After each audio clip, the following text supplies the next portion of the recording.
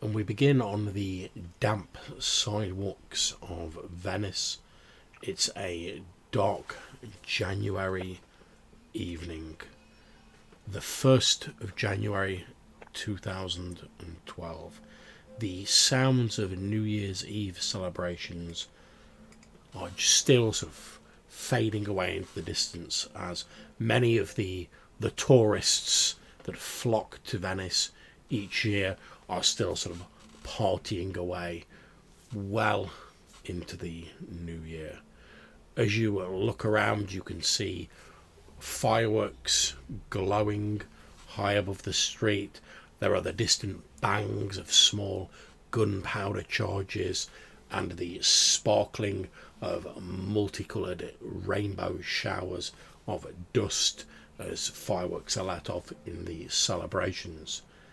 Below this, you can hear the slight swishing of the waterways that make up the streets or canals of Venice, and the gentle poling of the many tourist barges, the gondolas, that move through them. We begin our game in the district of San Paolo. San Paolo is one of the oldest parts of the city. It's the smallest and most central of the 6 sestieri or districts of Venice. And like I say, it's one of the oldest parts of the city, having been settled before the 9th century. Since 1097, it has been the home of the city's largest market, so it draws an increased crowd of sort of foodie tourists in modern nights, although it's a little bit sort of smaller and less sort of touristy than some of the other districts. So as you look out, the streets of San Paolo are a little bit more subdued, a little bit more on the quiet side, despite the raucous displays of celebration that are taking place in the other districts. As you look to the east, you can see a large canal that separates San Paolo from the financial district of Venice known as the Rialto, and there is a large sort of, I suppose, slightly Art Deco mixed with Gothic influences style bridge made of what seems to be white stone that crosses over this large canal. And as we swoop down in the floating drone camera style that is so beloved of modern TV shows and films, our attention is drawn to two kindred, two dead people amongst this seething mass of life that flows through Venice like water flows through the canals. And as we pan down in the faint moonlight and the occasional brief bursts of light, this strange and almost stark light cast by these fireworks, we see that these two kindred are stood over a dead body. The body is twisted and is wearing the black vestments and the small white collar of a priest. He lies on the cobbled sidewalk, the water gently lapping and occasionally spilling over onto the stones at the side. As we continue to move in, we see that it is Aurelio de Prospero and Hugo Basilone stood, and apologies to anyone Italian listening, I'm probably going to pronounce a lot of these names wrong. But as we move in, we see these two kindred stand there. Aurelia, would you care to describe what your character looks like as you stand sort of pale in the light of these fireworks looking down at the body of this priest? So Aurelio is a well, very apparent from the start. Aurelio is wearing a very similar garb to the other corpse that is in the scene here. Aurelio has a coat on top of his priestly vestments, but very clearly the sort of dark cassock. I'm not sure of the terminology of a priest, and has a there's a delicate chain on which a semi-ornate cross, nothing too ostentatious, but like it's detailed. There's a maybe a fake stone of not great worth in the center of the cross, but there is a chain and a cross. The cross is tucked into the breast of the cassock with a pin, leaving the chain hanging sort of free, not having to support the cross's weight. And I think Aurelio is sort of leaning in over the body, and the occasional flash highlights his face, which is sallow. It's like withdrawn in comparison to a regular individual that still lived. He would look very ill indeed. Perhaps wasted would be the word. Sort of sunken cheeks, like high cheekbones, because it's his face is quite withered, and he's got a sort of Van Dyke, slightly shaggy Van Dyke, and sort of he used to have like a thick hair, cut sort of maybe 5 centimeters. So it's like it's not too short, but there's some heft to it. You could have styled it once upon a time, but his hairline is also like high up, so it's like he's got a heavy widow's peak action going on, and it's also I entirely sympathise. yeah, yeah. um yeah, and it's that's and he's got like a very nondescript, so almost like a raincoat type thing going on top of his vestments, sort of like as if he was preparing for some weather tonight. Splendid. And as the camera sort of pans across to look at his companion, we see a short distance to the west, beyond Hugo, the large Venetian Gothic building of the Basilica di Santa Maria Gloriosa di Frari, or St. Mary of the Friars, as I shall no doubt refer to it going forwards. A huge church which is home to many masterpieces of Venetian Renaissance art, and also houses the burial place of many well-known and respected Venetians. All have shrines inside. In fact, it's something of a marvel of Venice, all of these interior shrines. Not that you would know it from the exterior of the building, which is a plain sort of yellowish grey stone facade with comparatively little ornamentation, but it has that slightly narrow sort of reaching for heaven sort of vibe that is common in many Gothic churches and places of worship. And we see that beyond Hugo. But what does Hugo himself look like? So Hugo is kind of standing kind of ramrod straight. His garb is kind of casual combat-y style. So those camouflage kind of combats that you would see kind of many veterans kind of wearing. He's wearing and over that he's wearing like a very heavy kind of army coat, kind of real old school, kind of dark with kind of big silver buttons. He has a kind of real bushy beard. Very little of his face is kind of visible. He wears a kind of peaked army cap that kind of sits over his eyes and kind of leaves very little of his face kind of visible. He's followed everywhere he goes by the mangiest collie you've ever seen. But yeah, it's kind of run down, bedraddled, looks like he's sleeping in his clothes. Kind of a veteran, army veteran hobo is kind of, I guess, what I'm trying to describe. Yeah. Lovely. And as you both look down at the dead body of the priest, you recall well your recent conversation with Don Guilo Carter, a priest who is known and important to both of you. And you recall the conversation wherein he described being concerned about a colleague of his, a man by the name of Father Pasquale Altamora, a man who he described as having behaved, and as you sort of flash back and we do the diddle-da, diddle-da, diddle-da, and the sort of light of the fireworks blends into the seamless frame transition of a flashback.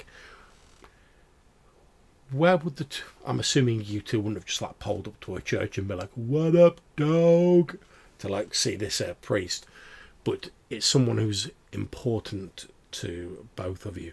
So I'm assuming, for the sake of convenience, that you would both know that you both have a connection via this priest.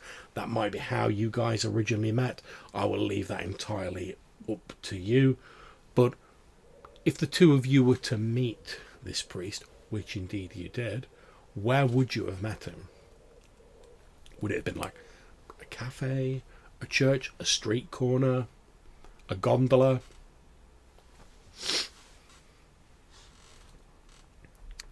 Does Hugo have any sort of spots where he would just absolutely not go to? I kind of think he'd want it to be private. I wouldn't be a big fan of crowds, so unlikely to be a cafe, kind of street corner, kind of church, outdoor park. Now you would know, Hugo, that as you say, you're a private person. You prefer private meeting places, and you will lament that over the course of your long time as a Kindred, that certainly in Venice, which is massive in that tourist trade, over the years since you've been here, it's become increasingly hard to find that sweet sort of space where you can be on your own and you can sort of think without the noise and the pollution of tourism and all the various subsidiary industries that spread off that, sort of impinging on your solitude. Now, even though the city is not that populous in terms of kindred of vampires like yourself, as it's become more and more of a tourist destination, it has brought more people, more foreigners into the city, which is a double-edged sword.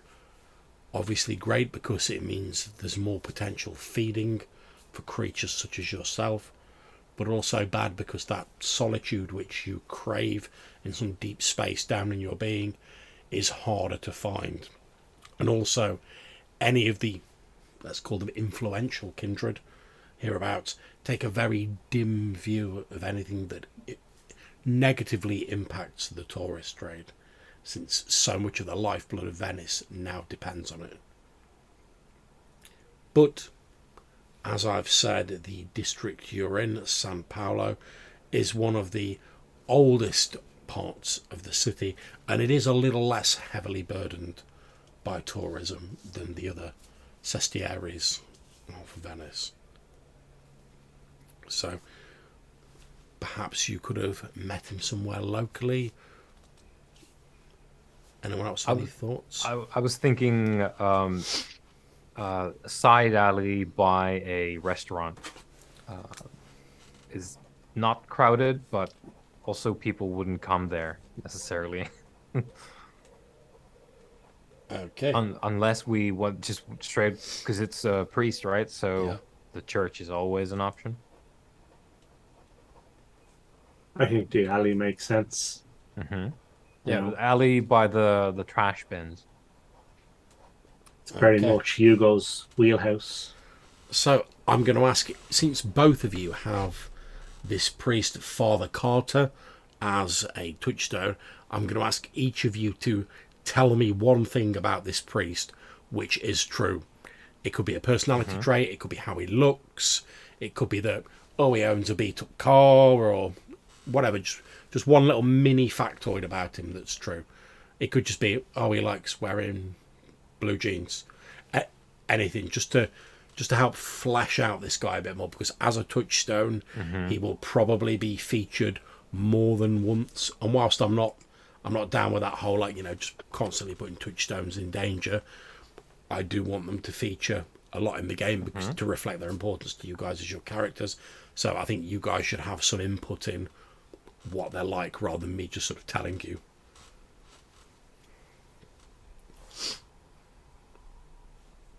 But take a second to think Any about it. immediate ideas? If not, I can make a stab at it. Yeah, you go first. Okay, so I'm gonna say, I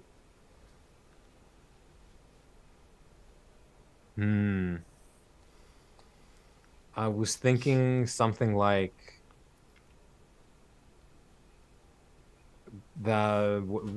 Carta. So that Carta would be maybe involved in some kind of local charity effort, and I was thinking between like maybe organizing like a school for the underprivileged, perhaps like the less well-to-do. Maybe there's like an orphanage thing going.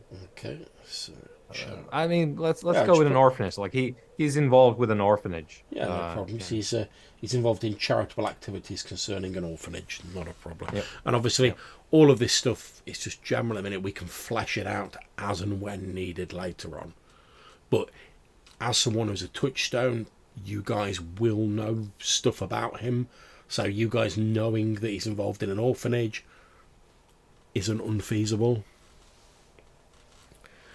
Okay, so do you have any thoughts, Rob? I think he should have like a kind demeanor, Okay. and really like real friendly. Yeah, happy with that.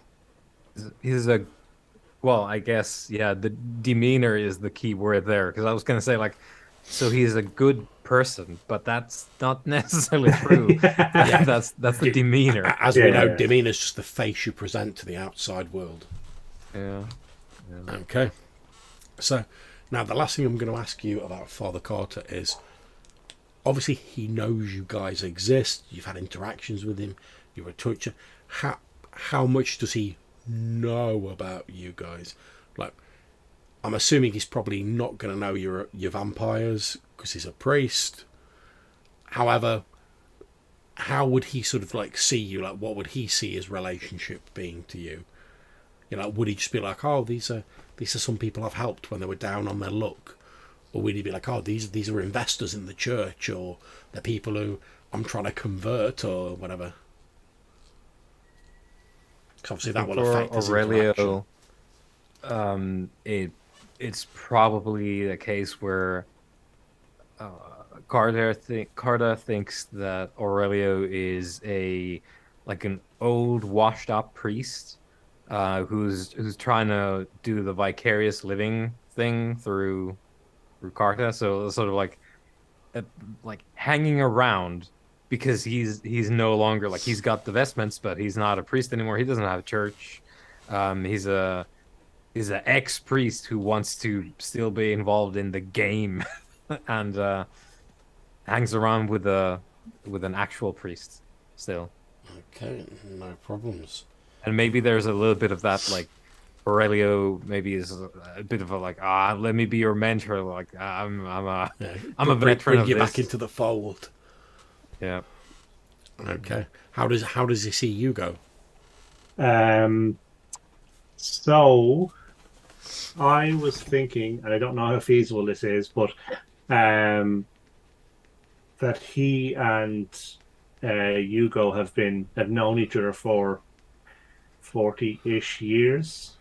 And he would, as a result of that, understand that Hugo is sketchy as having that age in that period.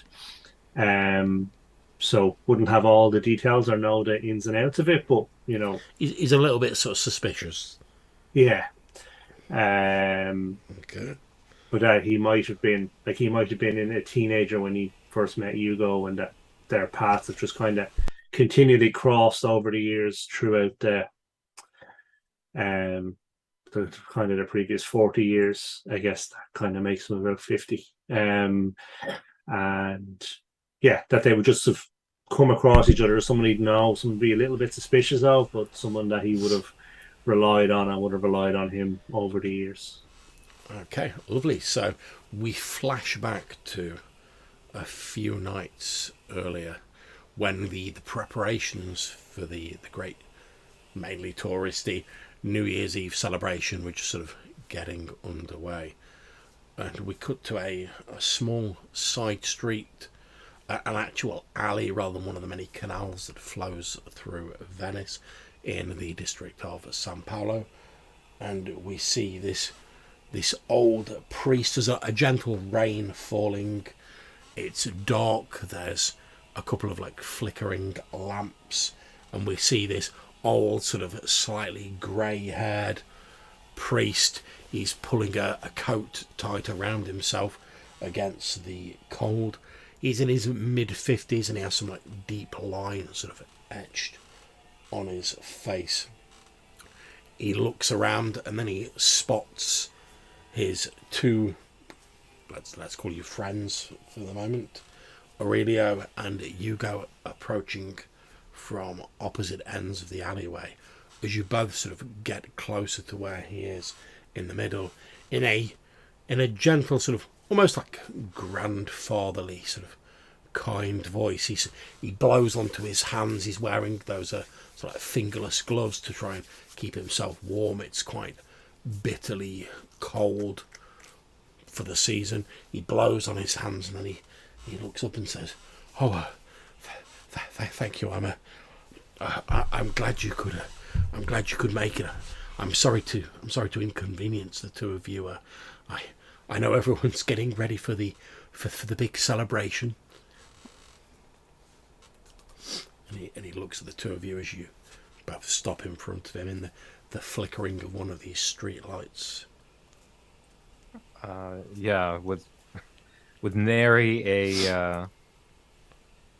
a movement on his face, I think Aurelio just almost like just straight whispers through mostly unmoving lips. It's fine. It's frivolity anyway. Happy to help, Father, anytime. Just let us know what you need. Oh, bless you both. And as he's talking, he reaches under his coat and he pulls out one of those small metal hip flasks. As he opens it, you can smell whiskey, or more likely brandy, inside it. And he takes a small nip of it, again, sort of like rubbing his hands together, and he holds it out to each of you. And he says, "Oh, this will keep the cold away." He says, I won't tell the bishop if you don't." And he sort of chuckles and holds out the cantina towards you both. I won't today, Father, thank you.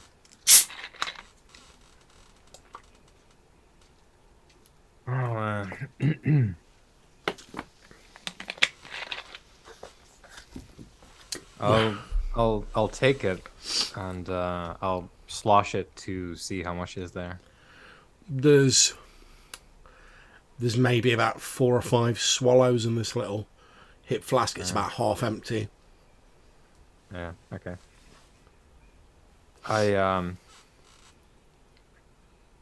I'll, go to take a swig, and I'll just, press my tongue against the thing. Yeah, so no, not actually goes down. Yeah. Okay, there we go. Yeah, no problem. There we go. You get a brief sort of smell of like the aroma of this brandy, but obviously you don't ingest any of it. You pass it back to him. He doesn't really notice. He just takes it off you and tucks it away. He says, "Oh, that'll keep the cold off you." My son, he says, and then he sort of stops and he seems to stare for just a second, holding his gaze on Hugo a little bit longer, just a couple of seconds longer than you would do normally. And you, with your enhanced kindred senses, both of you hear him sort of obviously under his breath as though he was just thinking to himself. He says, "Yeah, I swear you don't look a day older than I." And then he sort of shakes his head as he's like, "No, I'm getting sidetracked." And he says, "Yes, sorry about that. I've asked you here because I'm extremely worried about a friend of mine, Father Altamora. He's been behaving very strangely for weeks, and I'm to tell you the truth, I'm extremely worried about him. But as I'm sure you know," he says, looking more at yourself, Aurelia, "as I'm sure you know, that the church authorities take a dim view of any extracurricular activity, shall we say. And while I've had precious little time recently with all the additional services for the new year to look into this matter, but as I said, myself and Father Altamora go way back. He was something of a mentor to me when I first came to serve in Venice, and as I say, his behaviour recently has been greatly worrying. I'm very concerned about him." What sort of extracurricular thing could there possibly be? He says, "Well, it all seemed concerning, if innocuous at first. A couple of weeks ago, Father Altamora was travelling through the Rialto to see me at the Basilica, and as he passed over the bridge between the districts, he was struck down by some form of seizure or a palsy. He collapsed and appeared to be having some sort of episode. He was obviously rushed off to the nearest hospital, but by the time they'd got him there, he seemed to have recovered. He seemed fine, seemed to be his old self, and they couldn't find any obvious signs of any medical reason for what had happened. They put it down to perhaps overworking or his age, and obviously they let him go. And all seemed fine at first. However, when I spoke to the father a few days later, he and I don't want you to think I'm being skeptical here. Of course, the church is the domain of faith after all, but Father Altamora is an old man. He's in his dotage, and I'm not going to beat around the bush anymore. He said that he'd seen a vision while he was crossing the bridge, and that a divine presence had manifested itself to him." Wow. It's quite the thing. Well, indeed. Now, Father Altamora, although I'm greatly fond of him, has always been seen as somewhat eccentric by his fellow priests. He's something of a history buff. He spends all his free time delving into the history of the older Venetian Republic. In fact, I think it's no doubt due to his actions that probably the church authorities take quite the dim view of non-church based activities that they do. But he's always been good to me, and as I say, he was a mentor to me when I first came here to serve. But over the next week or so, there were a couple of times when I spoke to Father Altamora when he just seemed a little off. He didn't seem quite the kindly old man that I've known for so many years. It was almost as though I was talking to an entirely different person. And I at first I put it down to his incident. After all, a fugue state perhaps, or some sort of seizure can have long-term effects. But as it continued, I gradually began to get more and more concerned about the matter. He missed some of his services, which is not like him at all. Despite his eccentricity, he's always been very dedicated to the church. I asked a couple of my parishioners just to keep an eye out for him, and they said they'd seen him a number of times by the Rialto Bridge, where he originally had his seizure. But he's not shown up to any of his services for the last couple of days, and I'm really starting to get worried about him. So I thought yourself, Aurelio, as a member of the church, and obviously Hugo, I know you're somewhat famed for your expertise in tracking people down. I thought perhaps the two of you might be able to establish whether there is actually anything going wrong with my old friend. I mean, if he needs long-term care or anything like that, I'll make arrangements for it. I'm at my wit's end. I really don't know what to do. Can you help me? Now, there is one very likely scenario here. Did he enjoy the spirits? No, he's never been a drinker. Because we have listed a number of things which would go very sensibly along with a certain slew of damages caused by an excess of spirits. I'm not, as far as I'm aware. As you know, I like a small drink myself every now and again for medicinal purposes. But I've never known Father Altamura to touch a drop in his life.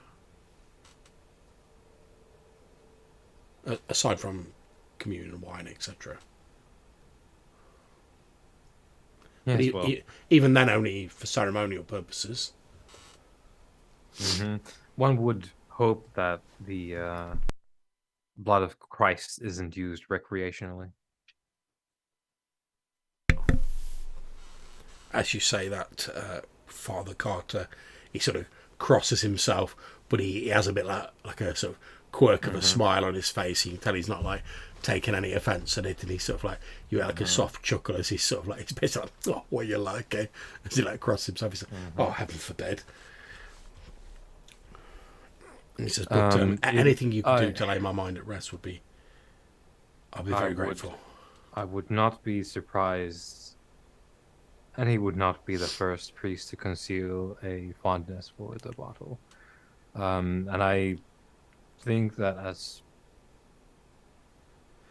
myself and good Mister here. I was going to say, forgive me for interrupting. I have to say I'm more concerned about his age. After all, as you know, the life of a priest is a hard one, and as I say, Father Altamura is in his dotage. He's no spring chicken. I fear that perhaps the lifestyle may have become too much for him, and it may be time for him to think about retiring. I'm sure he wouldn't want to, but if it's necessary to preserve his health, I would rather see him spend whatever time he has left healthy and relaxed. After all, and he sort of pointedly looks at you, and he says this, Aurelia, after all, there are other ways to serve without being a priest. Yes. And sometimes person best serves God and his fellow man by knowing when to step aside. True, too true, well, too true. I still think that what we will find, I glance to Hugo, I think what we will find is a man with taste that he wishes to conceal, and this is all to be over soon, I think. Okay. And as we continue this extended flashback scene, we see the two Kindred, Aurelio and Hugo, sort of say their goodbyes to the priest, Father Carter. They exchange words of fondness, and he leaves on his way. What do you guys want to do?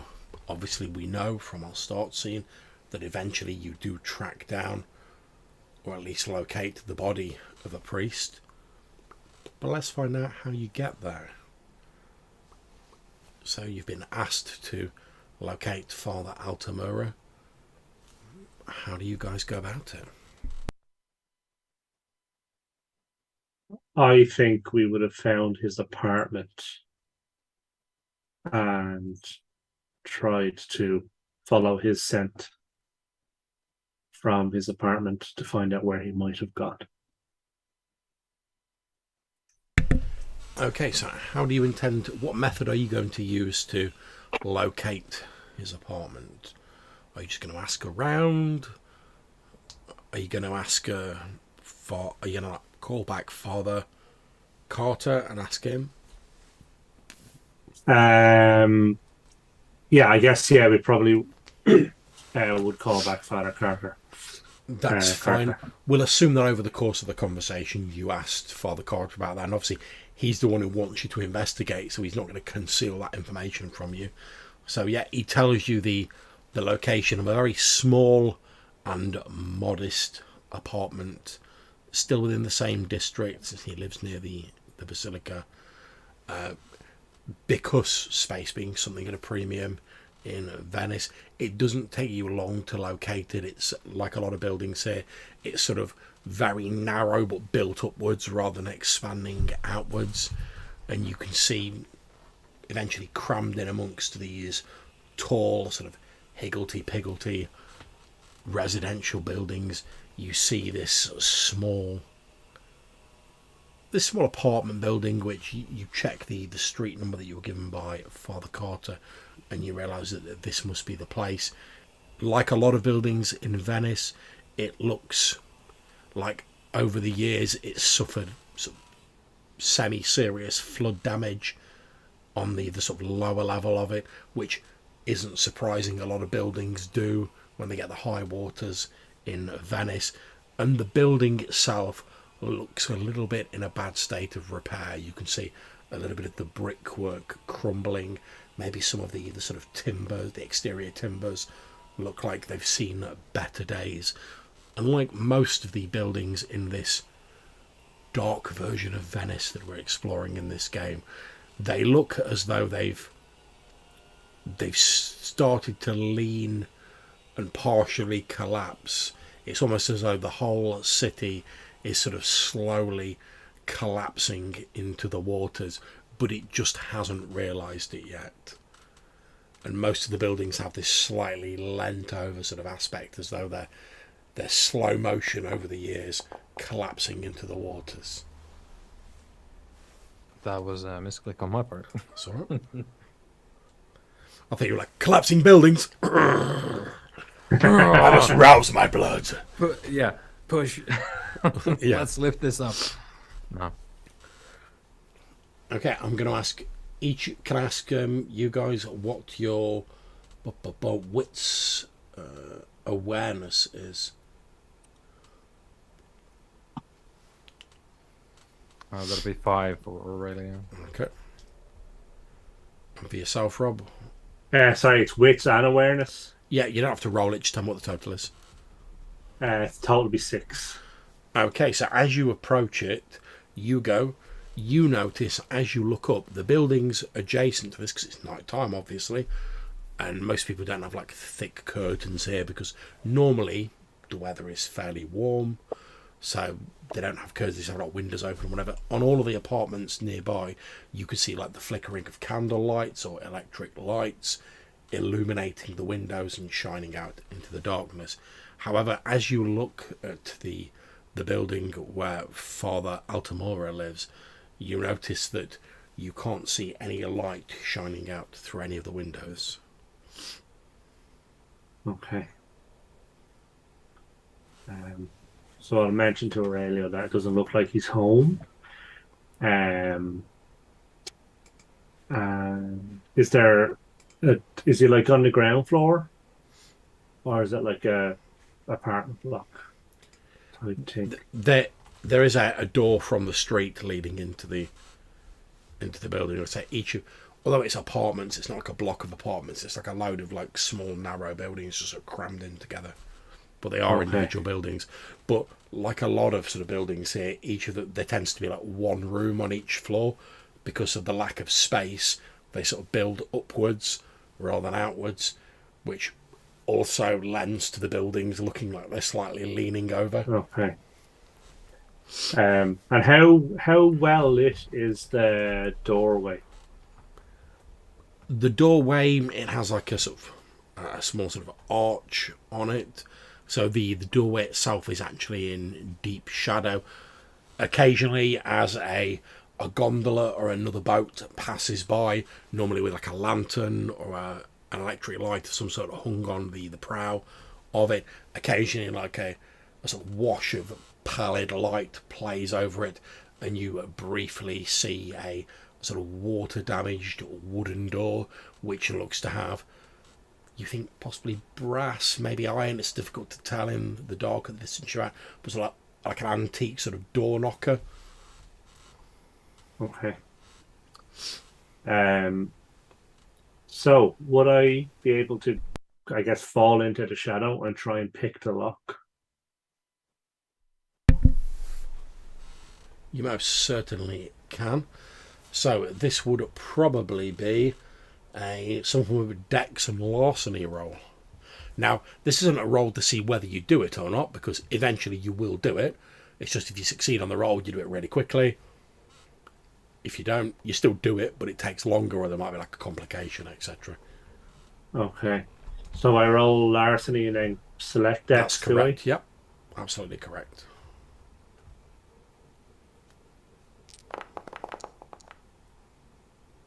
Success is 1. Okay, yeah. So you sort of lean down by the lock and look, because the lock, rather like the door knocker, seems to be an antique. And as you look around the door, you see that a lot of the fixtures on the wooden door are obviously like antiques, although they look to have been reasonably well maintained. It's not the highest sort of like modern security lock, so you have little trouble picking it. And after sort of jimmying around with it for a few moments, Aurelio's like looking out, and occasionally you glance around, you hear the satisfying of the lock mechanism opening, and you sort of grab hold of the door as it opens inwards just a little bit, and you can just see the sort of darkness beyond. Okay. So I will whistle to Aurelio that it's open, and I will push it open and step in. Okay. So as well, I presume you turn to look and whistle. I'll be sort of making this with a raised eyebrow, as if to indicate, like, should I or should I stay? And I'll just give you a wave to follow me. All right. Okay. So I'll glide in afterwards. Okay, not a problem. You head into a relatively small square room. You can see there's like just in the dim light filtering in from outside, you can see there's a stair, sort of like a very crude staircase, not heading up to the next floor. The entire room is shrouded in darkness, and as you both look around, you can actually pick out that it appears as though like thick sheets of paper of some kind have been tacked over the windows, almost like makeshift shutters. And they seem to be, although a little bit of light's filtering through them, the paper seems quite thick and it's blocking out most of the light from the outside. And did they look new or recent? They don't look new, but they've obviously not been here for years.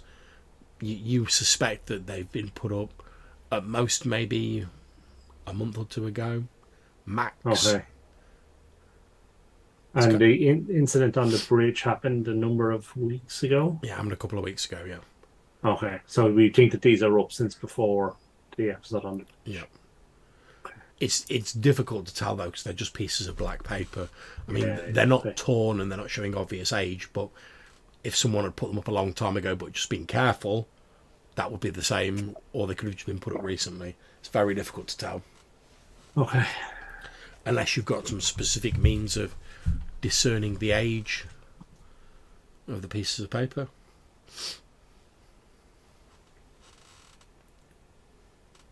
Well, speaking of,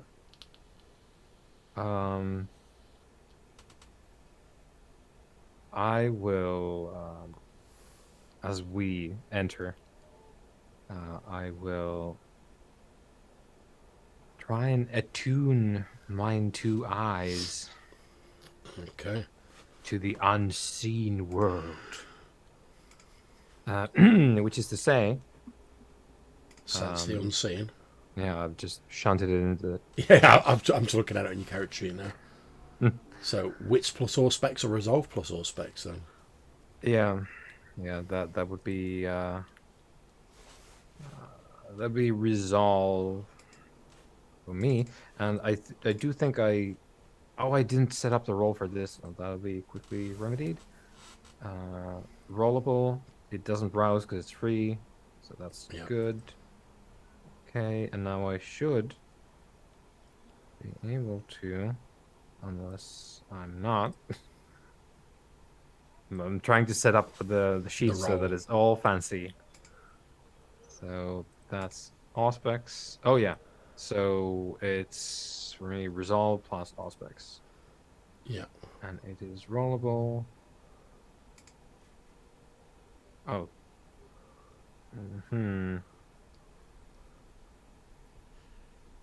I'll just do this then. Okay. So resolve. Let's see what that did. Auspex resolve. Well, it did the thing. Nice. Okay, 4 successes. Yeah, that'll do. Okay, so as you attune your senses to the unseen world that exists ever presently around us, it's as though the colour seems to leach out of everything surrounding you. Things don't so much change as more the life seems to drain out of everything around you. The wooden beams you look at seem a little bit more decayed than they did previously. The sort of the ragged pieces of paper tacked over the windows appear a little bit more frayed and a little bit more ragged and torn. You don't sense any sort of entity or anything hiding from normal sight. However, as you step into the room and you look around, you accidentally knock over a pile of similarly just sort of like torn paper. So they've just been torn out of a pad sort of haphazardly. So in the dark you knock over this pile of papers, and as they fall to the ground, they all appear to have drawings on them. The drawings all appear to be different attempts to depict the same subject, which is a figure holding its arms out as though to embrace somebody, surrounded by light. And all of these drawings are all slightly different, but they all show this same figure, as though the person had been drawing it over and over again, trying to capture something, and then some of them are crumpled up like they were discarded as not being good enough, and then they feverishly started on that, and they're done in all different types of media. There's like pencil drawings, charcoal drawings, there's probably a few paintings, but like just done with like cheap paints, like nothing particularly special. And as you knock this pile over and your eyes fall on this scattering of these different depictions of the same figure, you feel a cold chill that you can't quite explain run down your undead spine.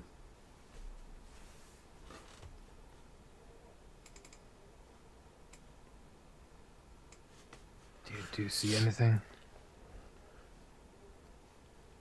Obviously, Hugo, you hear the like as these papers get knocked over, and you likewise, in the sort of what small light is filtering in from the outside under the makeshift lights, you can see all of these figures.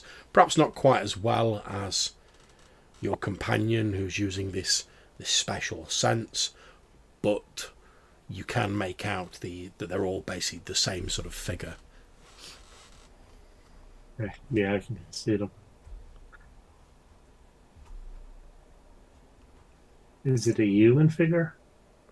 Do we know? Is it clear? It's very sort of smudged and distorted, so like you can't pick out individual features, but it does appear to be a human figure.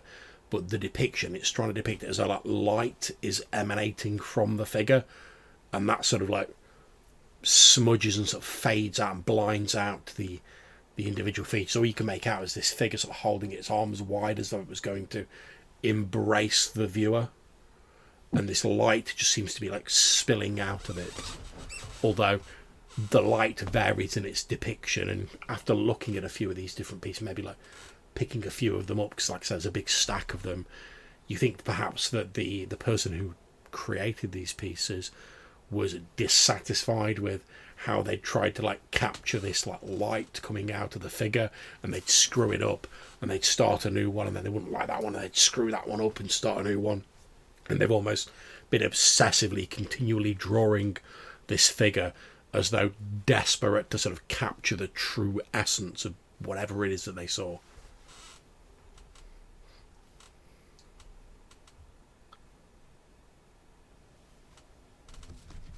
Perhaps he did have a vision.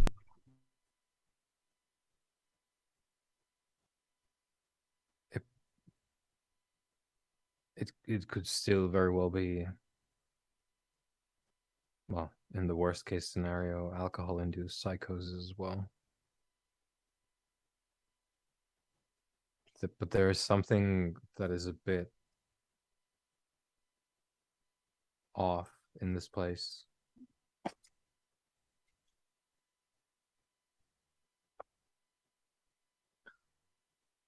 Let's try and find any sign of life. Food, even. Anything to indicate that someone was here. Yeah, so I'll, I guess, check the kitchen, the fridge. Yep, you head forward into the small kitchen, which is on the ground floor. Obviously, it's cooler. It's nearer the water. It's very basic. Obviously, the person who lives here, Father Altamora, lives a very humble life, which isn't surprising given that he's a priest. It has very like basic amenities like a sink, a wash bowl. I say probably a small refrigerator, nothing too ostentatious. There's some food, some milk, a bit of like orange juice in there. Nothing ostentatious. You have a quick look as well. You don't see any signs of like wine or alcohol or anything of that nature. And what dates are on like the milk and the orange juice? Are they like fresh, or are they? You lift up that, it's just like a carton of milk. You lift it up, and before you even look at the date, you can smell it, and you can tell it is not fresh.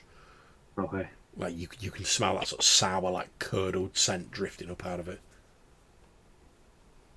And when you do sort of holding it at like arm's length, turn it round so you can see the date, you can see that it's like 4 weeks out of date. Okay. Okay. So I'll call out to Aurelio. It looks like he hasn't been here in 4 weeks. I'm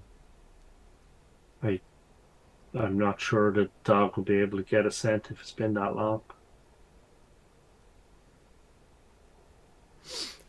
And as you mention your dog, you do indeed hear like a bark from the poor bedraggled creature, and you notice that it's sort of looking up the stairway to the next level up.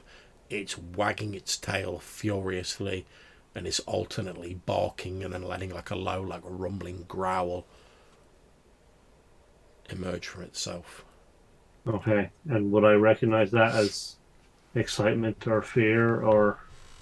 It's normally, you know that this is normally how you've sort of trained your dog to respond when it thinks there might be some danger. Okay. Normally when it's like it's picked up like a strange scent or it's heard something that it doesn't recognise. Okay. So I'll turn to Aurelio and say the dog seems to have found something. Let me go and have a look. If it's a body, don't let the beast touch it. And indeed, Okay. as you start walking up the stairway to like what must basically be like the lounge, so on the second floor, as you get to about halfway up the stairs, you start smelling blood. Okay. It's too faint for human senses to pick up, being attuned as you are as a kindred. The scent of old, stale blood, which smells fairly unpleasant to you, starts reaching your nostrils long before it would have become noticeable to mere human senses. Okay. So I'll just smells like blood. I'll call downstairs as I walk up. Yeah, I will be keenly getting up there as well. Having also checked, like, is there a bathroom on this wall? On this floor? Sorry. There's not like a bathroom as such, but there is like a Yeah, small wash basin. lavatory. Yeah, So- yeah. Basically, it's like the smallest like student bathroom you can imagine is what's here.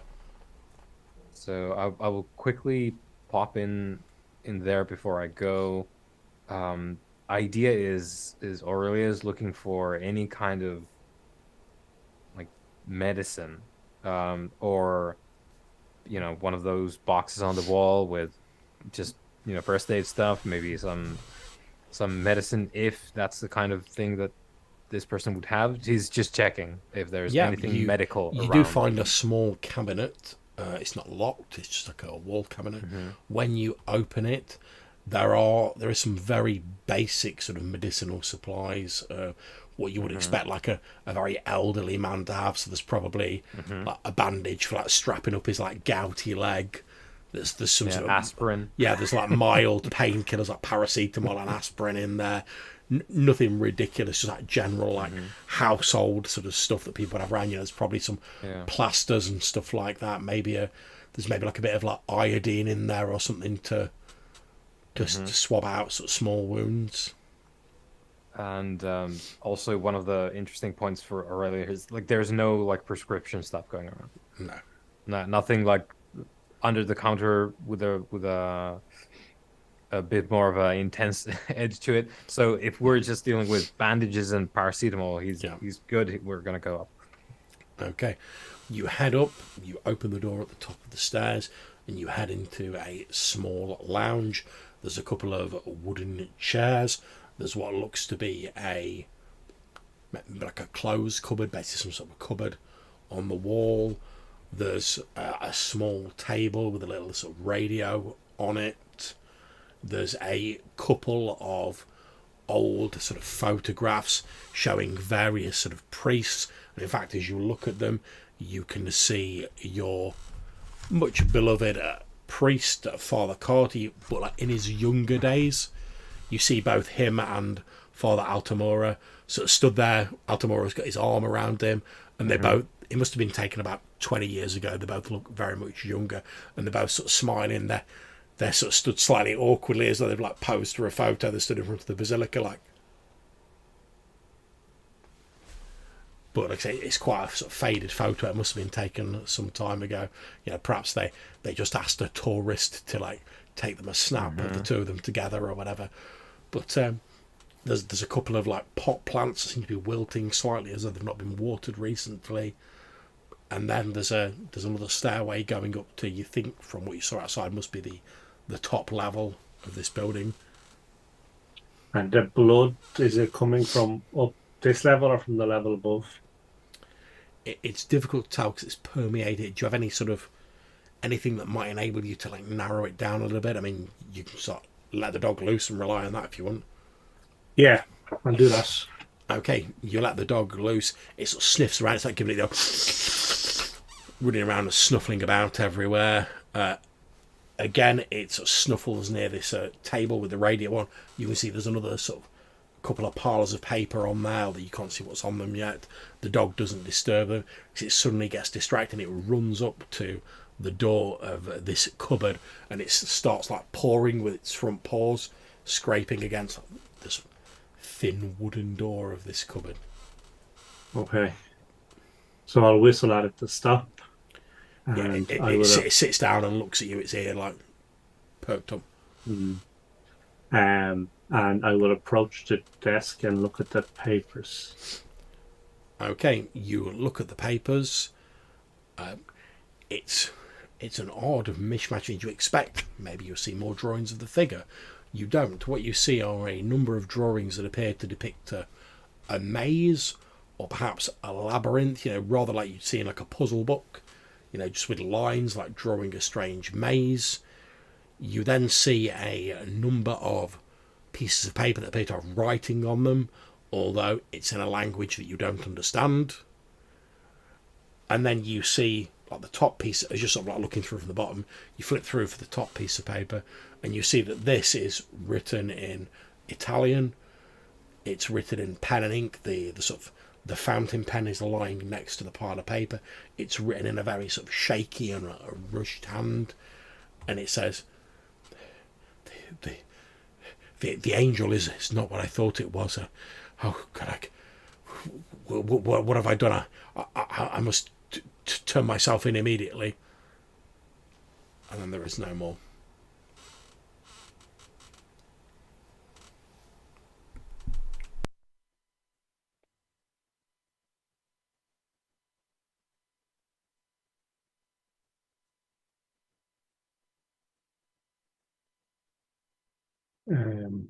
So I'll show that paper to Aurelio, and I'll kind of nod towards the cabinet in a will I open it kind of way. So the writing was in Italian, and it said, Yeah, it said the angel is not what I thought it was. Oh my God, what have I done? I must turn myself in immediately. And then it sort of trailed off as though like the person had just like thrown the pen down, as though they were in like a hurry. and there was something that Hugo didn't recognize. Yeah, there's a number of these pictures of like a labyrinth or a maze, and there's also a number of pages that have writing on them, but it appears to be in a different handwriting and in a language that you're not familiar with. Right. So not Latin then. It's not Latin, however, as the two of you are sort of, if the two of you want to spend a few minutes looking at it to try and work it out, you can do, or do you just... I will pocket it for now. Okay, not a problem. Right. If at any point in time any of you want to work out what it is, you can make me an intelligence academics roll. Yep.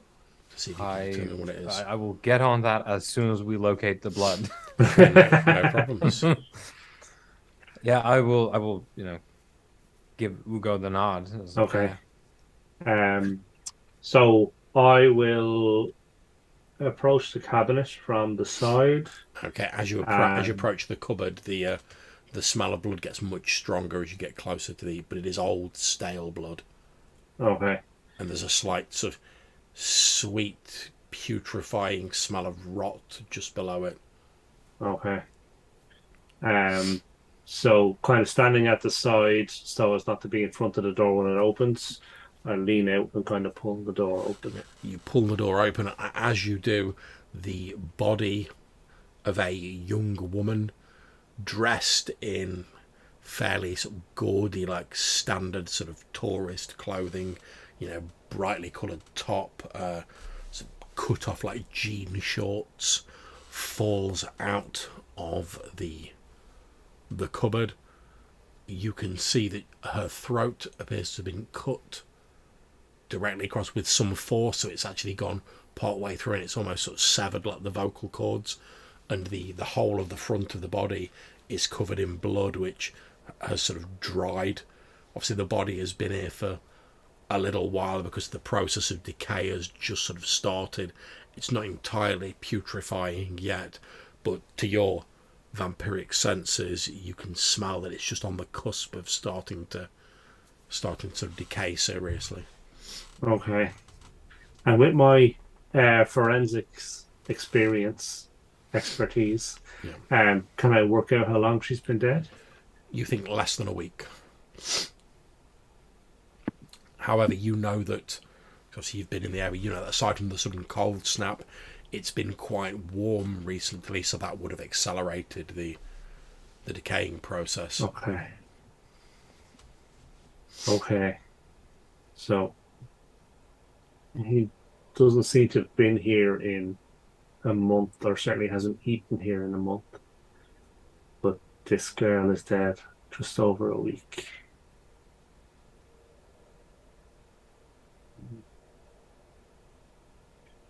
And if you were a priest who had killed an angel, or what you thought was an angel, who would you turn yourself into? No, I believe this man killed for the angel. Okay.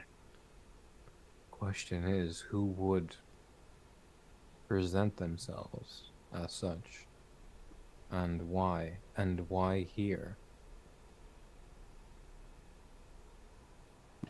Is there does the woman have ID? Is there anything? Is there a I don't know, backpack, something? You quickly search, you don't find a backpack.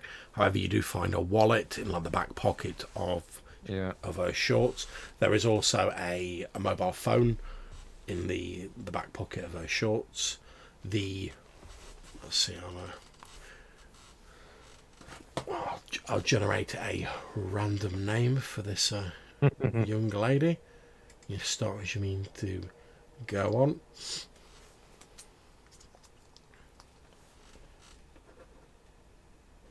Okay.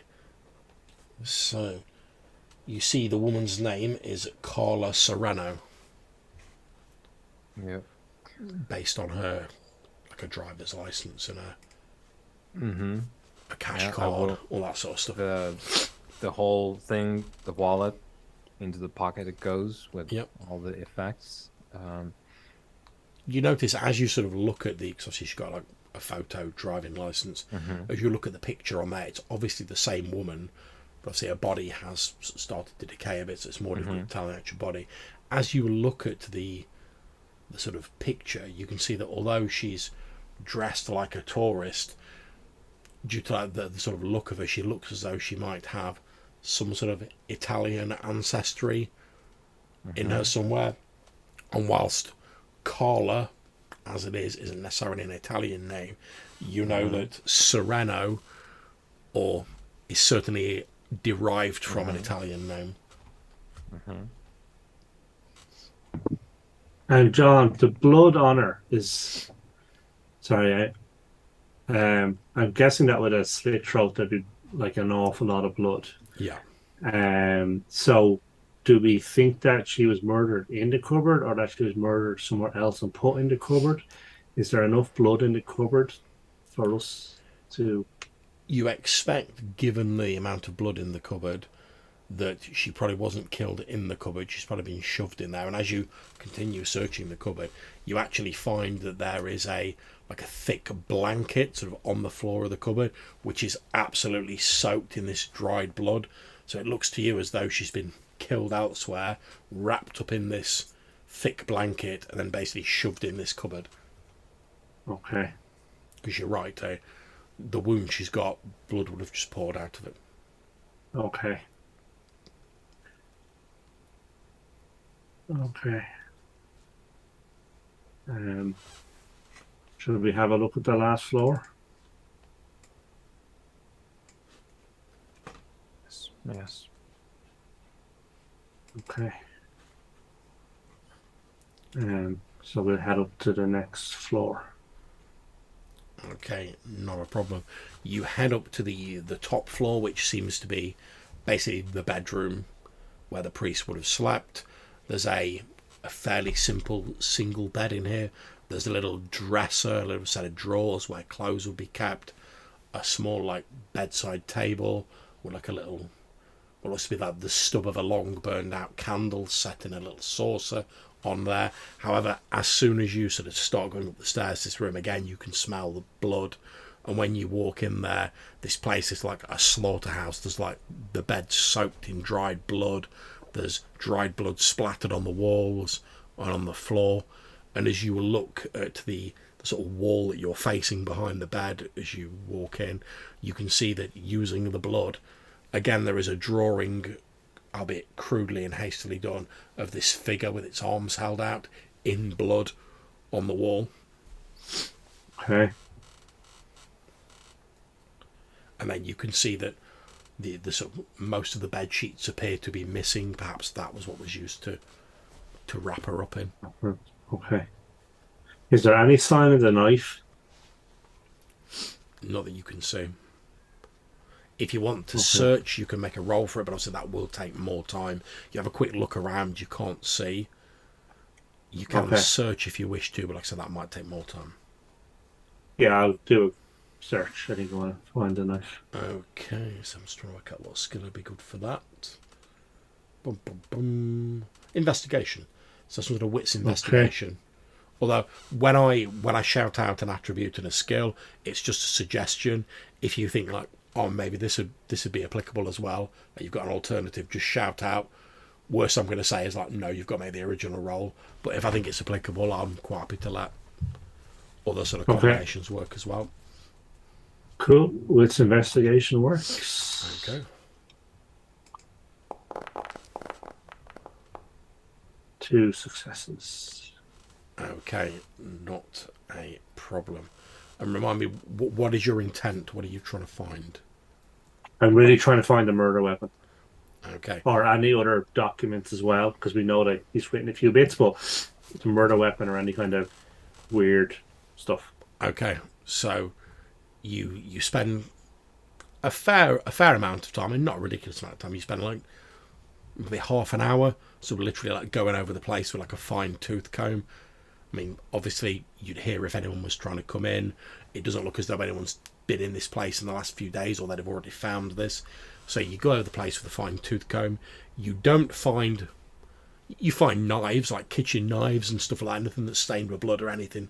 Obviously a murder weapon, and you're just about to give up when, as you're sort of given the last once over to the bedroom in the top floor, in a little bit of light coming through the window, you catch something like glinting that seems to have like fallen down between the wooden floorboards. And as you lean closer to get a look at it, you reach in and you pull out what appears to be a human fingernail. You quickly check the woman, and she doesn't appear to be missing any fingernails. Okay. And is it like a long fingernail that looks like it might be? It looks like a normal fingernail. However, it does have like blood on the underside of it. Okay. Okay. So I'll pocket that. I presume I have some sort of evidence bag style. Yeah, you've been like hunting people and stuff like that. That's fine. Okay. Is there enough blood in the bedroom that there might be a second body somewhere, or do we think that there's just enough blood for the one woman? It's possible that them. I mean, you think it's most likely there's only the woman. It's possible, depending on the size of another person, there could have been another person. But like I say, you've been over the place with a fine tooth comb. You've not found any evidence of another person. So, if there was another person murdered here, they're obviously not here anymore. Okay.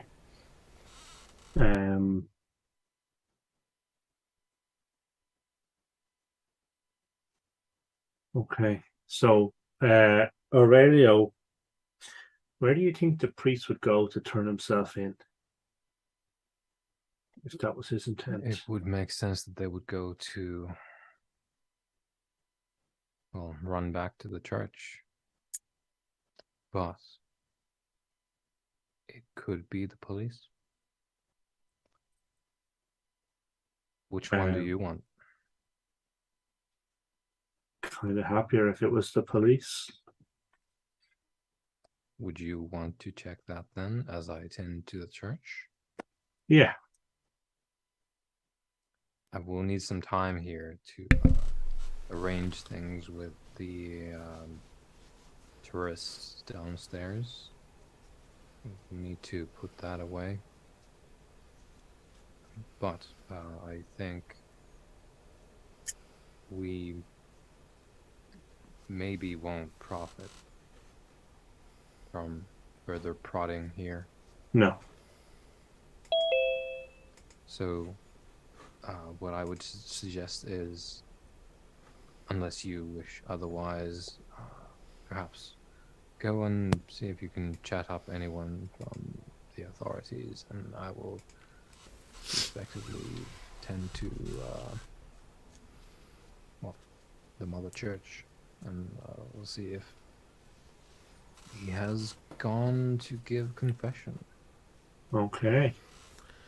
And indeed, as you're saying this, you hear sort of you're near the window. You hear like footsteps in the street outside, getting closer to the small building you're in. And as you look out of the window, you see one of your colleagues, your coterie members, who perhaps is not quite so affiliated with the father as yourself. But as you look out of the window, you see Franco Lombardo. So,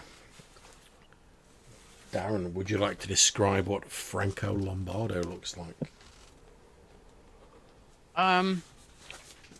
It's quite difficult to do because he's got such a plain looking face. He's you wouldn't recognize him in a crowd. He's got brown eyes, fairly sort of normal complexion, sort of medium length hair. There's nothing at all about him that stands out. So you'd see him, you'd sort of introduce yourself, you'd walk away. 5 minutes later, you wouldn't be able to pick him out again. So he's a very strange character in that sense. Indeed, he obviously is. These guys know him. Of course, yeah. And as the two of you, Hugo and Aurelio, as you look out of the window and you see this innocuous person, you almost sort of don't give him a second look. And then something about like the way he's walking and the way he carries himself deliberately to like not draw attention to himself causes you to recognise your coterie mate, Franco Lombardo. He wasn't involved in the original conversation between yourself and the good father Carter, but he must have seen you talking and like followed you to find out what's going on, which isn't surprising. He probably, as a coterie mate, he probably followed along, thinking he might be able to provide assistance or help you out in some way. What do you got? Obviously, he's not aware of anything that's going on. What do you guys do?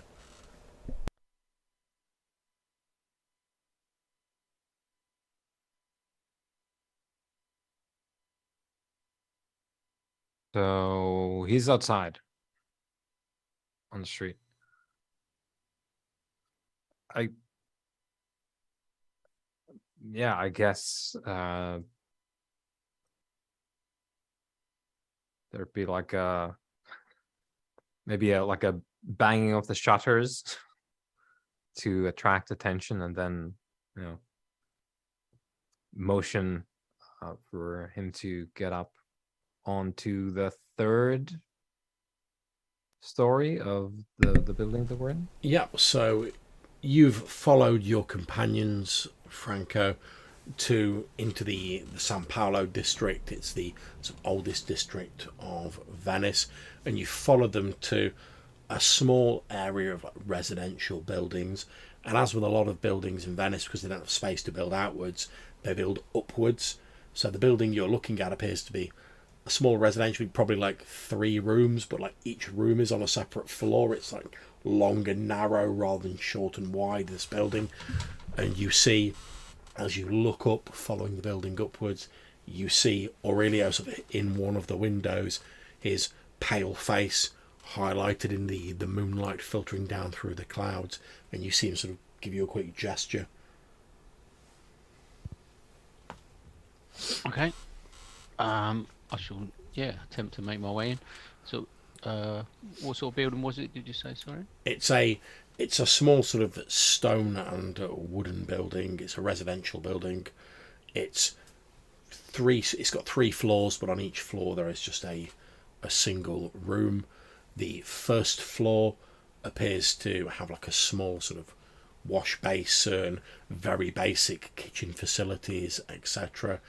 As you start heading up to the staircase, the simple stone staircase to the second floor, you get about halfway up and you start smelling old stale blood. It's faint but unmistakable, and a slight sense of sickly sweet putrefaction underneath it. As you walk through this ground floor, you also see there is paper scattered everywhere, and on each of these pieces of paper there appears to be a drawing of a figure holding its arms out as though to embrace someone, with like light emanating from it. But many of the pieces of paper are screwed up, like the person wasn't happy with the drawings and they screwed it up, and they frantically started another, and they screwed that up, and they started drawing another. And as you continue up, the smell of blood getting stronger, you get to the second floor, which is basically a lounge. There's a table with a radio on it, some pot plants that don't look like they've been watered. There's also a cupboard setting to the wall, which is open, and the body of a young woman who is dressed in the sort of stereotypical tourist dress, you know, brightly coloured sort of crop top, cut off jean shorts, is lying on the floor. There is dried blood caked down the front of her, and her throat appears to have been cut open in quite a deep manner to the point where it's almost severed, like the vocal cords. Well, I can. Is anyone still on the continue second to floor as Franco comes up? Unless Hugo goes down, I think no. No, I think we're still on the third. Okay, not a problem. So you continue up to the third floor, Franco, and the third floor is basically just like a bedroom. There's a simple bed, a small bedside table, small cabinet that would have clothes in, again a couple of plants that don't look like they've been watered for ages. The mattress of the bed is absolutely caked in dried blood, although it appears to be missing its sheets. And on the wall behind the bed, daubed in dried blood on the sort of cracked stone wall, is another image of this sort of hazy, indistinct human figure with its arms held wide, drawn in dried blood that's started to brown with age. And you see your colleagues, Aurelio and Hugo, obviously sort of in the midst of like investigating the room and sort of giving it a once over. As you enter, you just see Hugo sort of lean down. He seems to have spotted something in between the sort of slats of the wooden floorboards. He lifts it up and holds it up to the light, and you can see he's holding a human fingernail with a little bit of blood caked underneath it. As he sort of holds it up to the light and looks at it.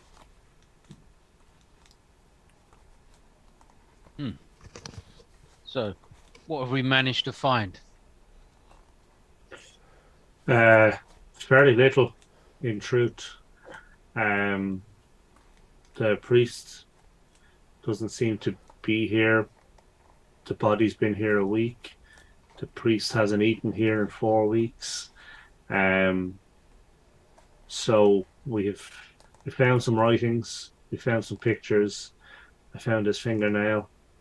The writings indicate that the priest has gone to turn himself in. So I am going to go and investigate at the police station. Aurelio here is going to speak to the church. To be clear, we are looking for said priest who has absconded for one reason or another. There is an angel figure you will have seen on some of the papers down one story, and I think that the body you will also have seen downstairs is there because this priest in particular has dedicated that murder to the angel.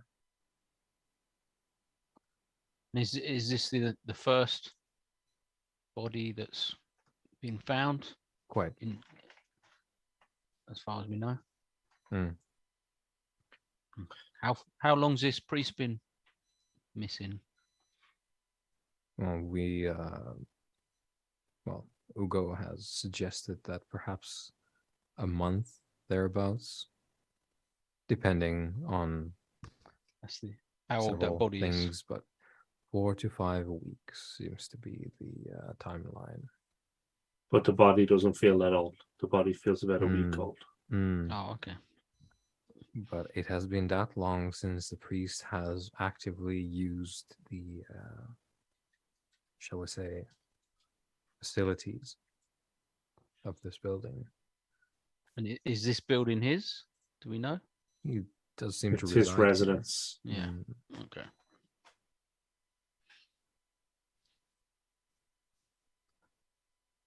As I was saying, we probably do not benefit a lot from poking around further. And this needs to, the thing down one story needs to be taken care of, and I will do this. Perhaps you two will head to the police while I tend to the mess, and well, we shall reconvene latest before dawn. Who put us onto this originally then? A mutual friend of Hugo and I, another priest, worried for his colleagues' state of being, I suppose. They have been acting erratically. I take it we don't know who the victim is yet.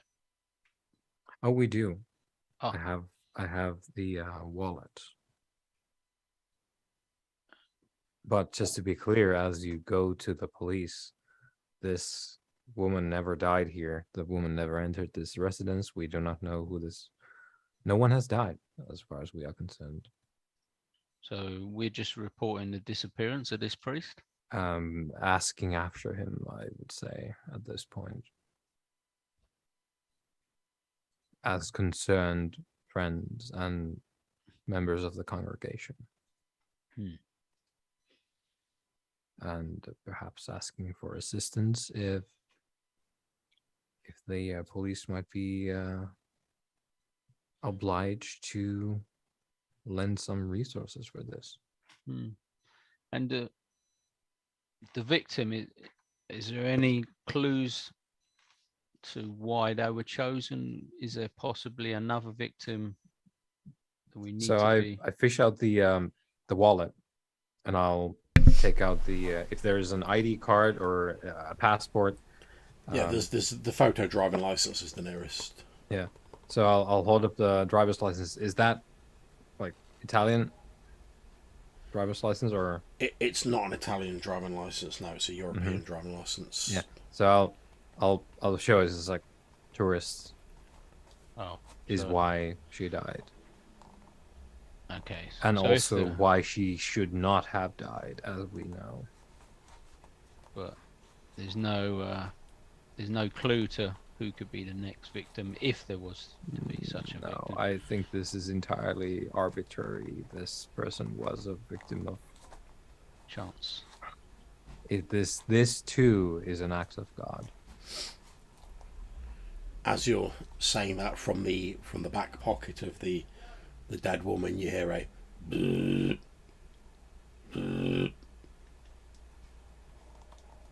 one moment. I'll go and Please fish hold. out the phone. Okay, you fish out the mobile phone. It appears she's received a text message. The phone is locked. Obviously, you don't have the code for it. You know, like you get like the little summary you can see on the opening screen. You can see like the first like half of whatever this text message is, and it just says, Carla, are you still on that Ancestry.com BS tip? Where's my thing here? Maybe you could try and unlock it with a fingerprint of the body. If such a thing So works on the as a side note, John is the final arbiter, of course, but 2012 is that college what we student. I'm not sure what kind of phone she would be lugging around, but with a technology dot of 1, John. Yeah. Do I have an idea of what would be the best way to unlock this device? I'll say if you make me an intelligence technology roll, if you succeed, you can work out a way to unlock it. All right, intelligence, and it should roll it because I pressed the skill and then I select the ability. It should roll the thing. Success is 1. So it That's takes you a while because you have to do a bit of trial and error with like the code, but eventually you do unlock it. The text message. I'm just going to ask what languages you speak. Italian and Latin. Okay, you do not understand the text message. Yeah. It's in English. Yeah, so that will have to wait until later when I get it translated. But yeah, Yeah, I speak English. I do speak English. All right, yeah. In which case, I do show it around. Yeah, you'd see it enough to like know, oh, that's English, even if you didn't understand it. You show it to Franco, and it seems to be from someone called Jason. Like, just says Jason at the end of it, and he basically seems to be saying like, oh, are you still on that Ancestry.com based trip to Venice that you're taking? And he's basically said, oh, he thinks that all these Ancestry sites are a load of BS anyway. And he says, still, if you manage to track down any like long lost relatives or like family treasure or anything, let me know. I don't expect you'll see this until you get back. I know what you're like with your phone, but hope you have a good holiday, Jason.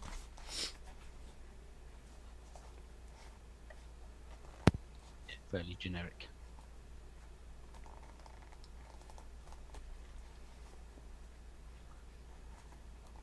But that certainly tells us, tourist, no ties. Well, potentially no ties unless there are ancestors or relatives around. But yeah. Well, in this case, I might have a look through the contacts, John, just to see if there's any phone numbers with like the area code, A lot of local dialing codes. the country code, or you know what I mean, something that might be. Okay, you don't find any sort of local area code like numbers. However, you do find that she's effectively like made some notes in her phone, and you're able to piece together over like, I mean, it's a very crude like note taking app, but I'm sort of fudging it because I can't remember exactly what phones were like in 2020, 2012. I'll be honest, but she's made some brief notes, and it appears after like reading them and piecing it together that she did one of these sort of test your DNA sort of ancestry tests online, and it was revealed that she had some Italian ancestry, and she's basically come to Venice as a tourist, but also because she wants to try and like track down her family. You see that her last name is Sereno, which appears to be a sort of slight corruption of an old Italian name. So she came here for the purposes of tracking down, whether her family originally came from Venice.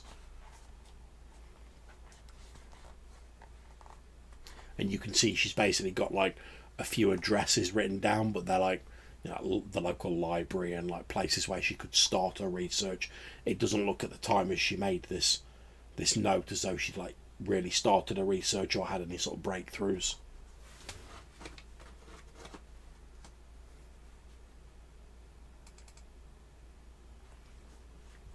Okay, well, I guess we'll go and report, like you say, report to the police, see if they've had any, if they can put out some sort of missing person. Okay, so Franco and Hugo are going to the police, is that correct? Yeah. Okay, and while they're doing that, what are you up to, Aurelio? Aurelio dons the white gold mask and makes a few calls, and we need to scrub the place of corpse, blood, all the angel references, basically all the art that has been created here in recent weeks, and the murder evidence, which is to say that Aurelio is leaning on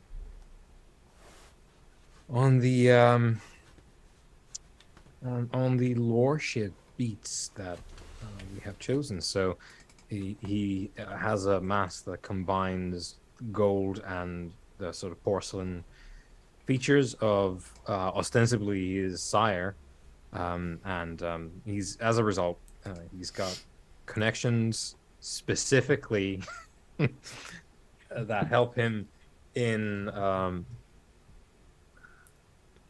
covering up death. Yeah, I believe you have the equivalent of 4 dots of influence when it comes Yep, to covering up yep. death. So yeah, that is not a problem. That will be done. You have the ability to just do that without even making a roll. I'm just going to ask, for the purposes of filling in a bit of detail. Obviously, like you say, you put the call through, for want of a better term. When you arrange for this, what form do your connections take? I mean, is it literally like guys turning up in a white van and like scrubbing brushes? And I think there is a legit, and we no doubt will explore all of this further down the line, but I think there's a legit like cleanup crew. There's a cleanup crew that is connected to necromancers, like mortal people, black magic practitioners in their sort of libraries of occult lore, most of it known to Aurelio to be just complete hogwash, but like mortal practitioners of the black arts who would be known to Aurelio because he is in that show himself, and also the reason why it's these guys who come in with the dedication and the discretion mainly is the key, is because, well, there's an understanding that like Aurelio knows that they're not going to go to anyone, because if they get burnt, it's going to be bad times for them, because Aurelio's arranging corpses for these guys, and if they get caught, that's going to be presumably as well. Like, as long as whatever you call them in to deal with is dealt with, you don't really care what happens to the evidence. Which no, presumably, like taking a dead body and all this like weird, bizarre stuff would be quite appealing to a group of mortal necromancers. But and it's only ever bodies. Like, he takes all the phone and the wallet. Never, like, he's gonna burn those later. Like, he doesn't give them that stuff. He just gets the body and then gets them to help with the cleaning. Yeah. So, a short while after your comrades have left, a fairly nondescript sort of van pulls up, like, and it probably have some like gaudy sort of like painter and decorating company like logo on the side. Some guys come out wearing the standard, like overalls, carrying like those paintbrushes on the long handles and stuff like that, carrying like work bags, looking for all the world. It's John Wick all the way. Yeah, looking for all the world like they've been hired to like redecorate this apartment, which, in a sense, they have. Kinda. But they're going to take the paper off the wall because it's blank. they head in. They immediately sort of go to work. Obviously, you made the arrangement. You put the call in. They immediately go to work. They start sort of gathering everything together, that you want to take, and sort of like putting the body in one of these bags and cleaning the blood up and stuff like that. And they go to work on that. So we're going to cut across to Franco and Hugo, heading to the nearest police station. You walk in. It's a civilian police station, state police effectively. As you walk in, you can see it's a fairly small sort of local sort of station. There's a slightly overweight guy stood at the desk with his shirt's like a little bit untucked. He's like unbuttoned it a bit, probably against the heat, and he's just not rebuttoned it now. It's got colder in the evening. There's a couple of people in the background, obviously sat on chairs waiting to see other people. There's various police and like detectives walking around. There's like a vending machine and a little waiting area. There's probably like a couple of cells at the back, 'cause it's more like sort of sheriff's office than like a big like metropolitan police station. But you can see this guy. He's got like a little moustache, about the same size as mine actually. Moustache is he's slightly overweight, slightly pudgy. He looks like he's sweating a little bit, despite the fact that it's not that warm. He occasionally lifts up a report next to himself, and he's like, and occasionally like writes something. You see, like, as you walk in, there's a couple of people, like a couple of police bring in like someone who's obviously been brought in for questioning. He like in a very uninterested manner, like takes their details, writes down their name, and he's like, "Oh, take it to interview room 2," and they sort of lead them through, and then he goes back to sort of his main occupation, which seems to be like leaning on the desk. Obviously, you guys can see this through the two sort of doors that swing open. What do you want to do? Are we inside yet? You're just outside, like the doors have just opened. You've seen these guys come in, and the doors are just starting to like swing shut again. So I think that before I went in, I would like to try and find some kind of homeless vagrants kind of in the neighborhood. And I think that why would a vampire want a homeless vagrant? Who knows? A mystery for the ages. Indeed. Okay. Oh, good point, John. We'll revisit the corpse business after this.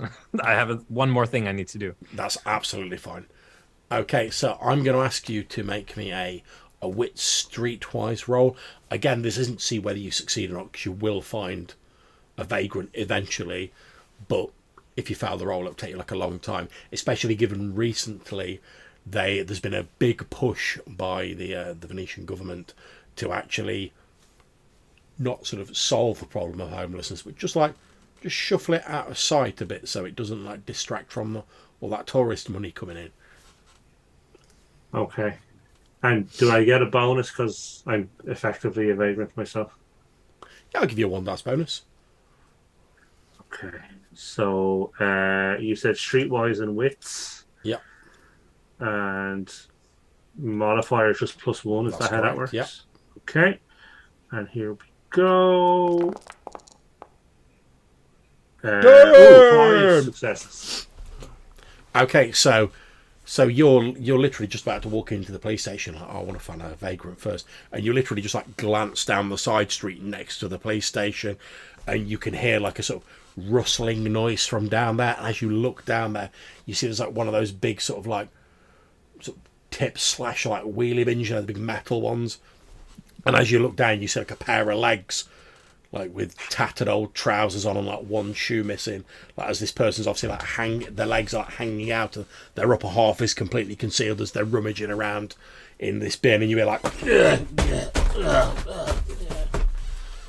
coming from inside the bin. Okay, and how well is Franco dressed? Yeah, he's quite well dressed. Okay. Yeah. So Hugo just turn to Franco and just be, wait here so you don't scare him, and I'll be back in a minute. Yeah. No, that's no problem. I'll keep an eye out, basically.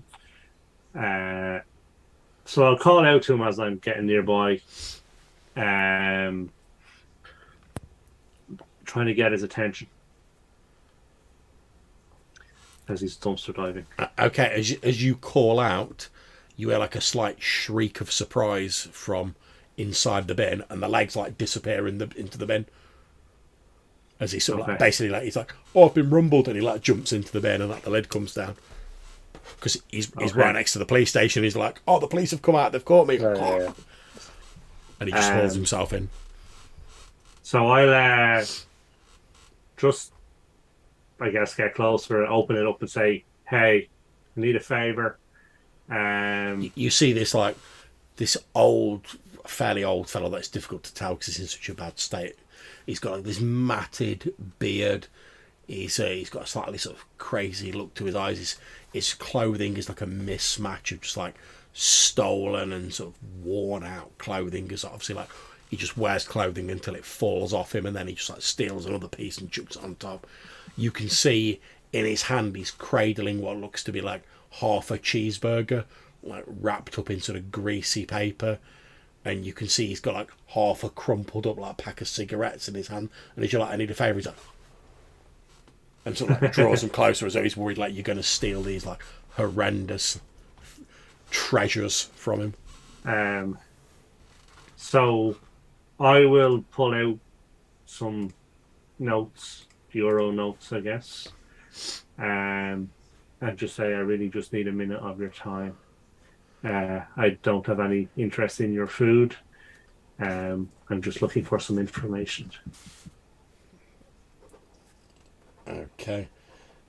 As you sort of, he seems a little bit suspicious at first, but the sort of wad of notes you get out seems to very quickly allay his suspicions, and he slowly and quite painfully, as like maybe he's got like a touch of like arthritis in his shoulder or something like that. He sort of painfully like heaves himself out of this dumpster with a grunt, sort of disappearing the half cheeseburger into his filthy coat pockets. He takes out one of these like quite crumpled up like cigarettes, and he starts sort of patting himself around, and he's like, you got a light? Yeah, and I'll pull out a lighter and yeah, you light his cigarette, and he's got slightly shaky, sort of unsteady hands, and he's like,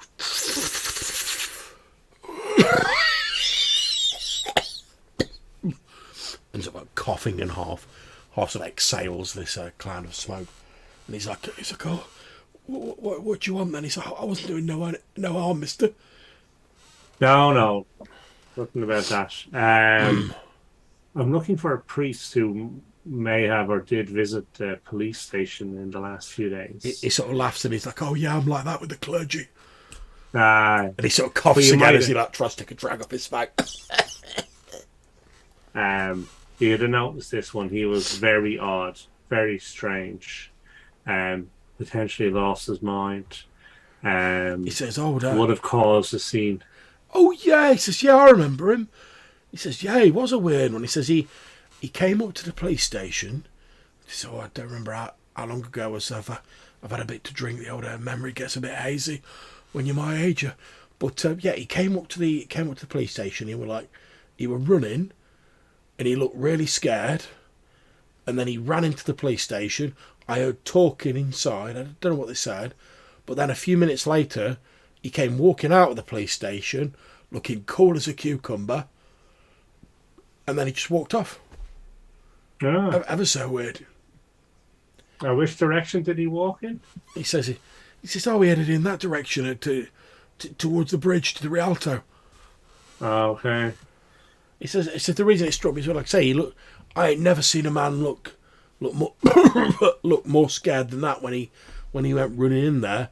I thought they were sure to arrest him just because of how he looked, but then, like I say, when he came out, he looked calm as anything. Okay. And did he seem to have any blood on him? He says, no, not as I saw. One thing I didn't notice that was weird. It was quite warm, and he was wearing gloves, which I thought was a bit odd. Okay. That is odd. He says, yeah, bro. He says, yeah, actually, and he starts like patting in his pockets. He says, he on his way out, he threw me a bit of change, actually. Hold up. I'm sure I kept it here somewhere. And yeah, there we go. And he takes out like a small silver coin, and he sort of holds it up to you, but trying to hold it in a way that he obviously doesn't want to let go of it. And he holds it up to this sort of moonlight, and he's like, what do you reckon to that? I ain't never seen a coin that looks like that. Alright. And what symbols are on it, or can I tell? You have a look at it, and it does appear to be an Italian coin. However, it appears to be like a really old Italian coin, almost like an antique coin. Okay. Rather than like your modern euros or anything like that. Okay. Would you take 50 euros for the coin? He says, oh, I don't know about that. I reckon it'd be worth a fair bob this to a collector. He says, oh, if you can stretch it to 60, I might. It'd kill me, but I might be able to let it go for a 60. Okay. No, I'll give you 60 for the coin and 40 for the information. Yeah, he sort of literally like shoves it at you as soon as you're like, oh, you can have 60 and another 40 on top. He's like, yep. Okay. Well, I'll leave you to your business. Oh, yeah, thanks. I'll leave him there. Walk back towards the police station. As you start walking off, you hear him like whistling as he's walking off, and he's obviously like counting his money. And you hear him like under his breath. He's like, oh, that's not a bad day's work, Corrado. Not bad at all. And he like walks off counting this money. And then a few moments later, you hear like the sound of the bin lid going as well, like he's got back in the dumpster. Um. So then when I get to the door of the police station, I'll steel myself up and push my way in and approach the. Sorry, before I do that, I'll tell Franco to look upset in the corner, like he's lost something. In the police station. In the police station, yeah, so they Yeah. can see Well, it. I want to keep away from him because he's quite repulsive to the sort of normal bystander, but he obviously hides that quite a lot. But if they see through it, So I'll approach this policeman, and I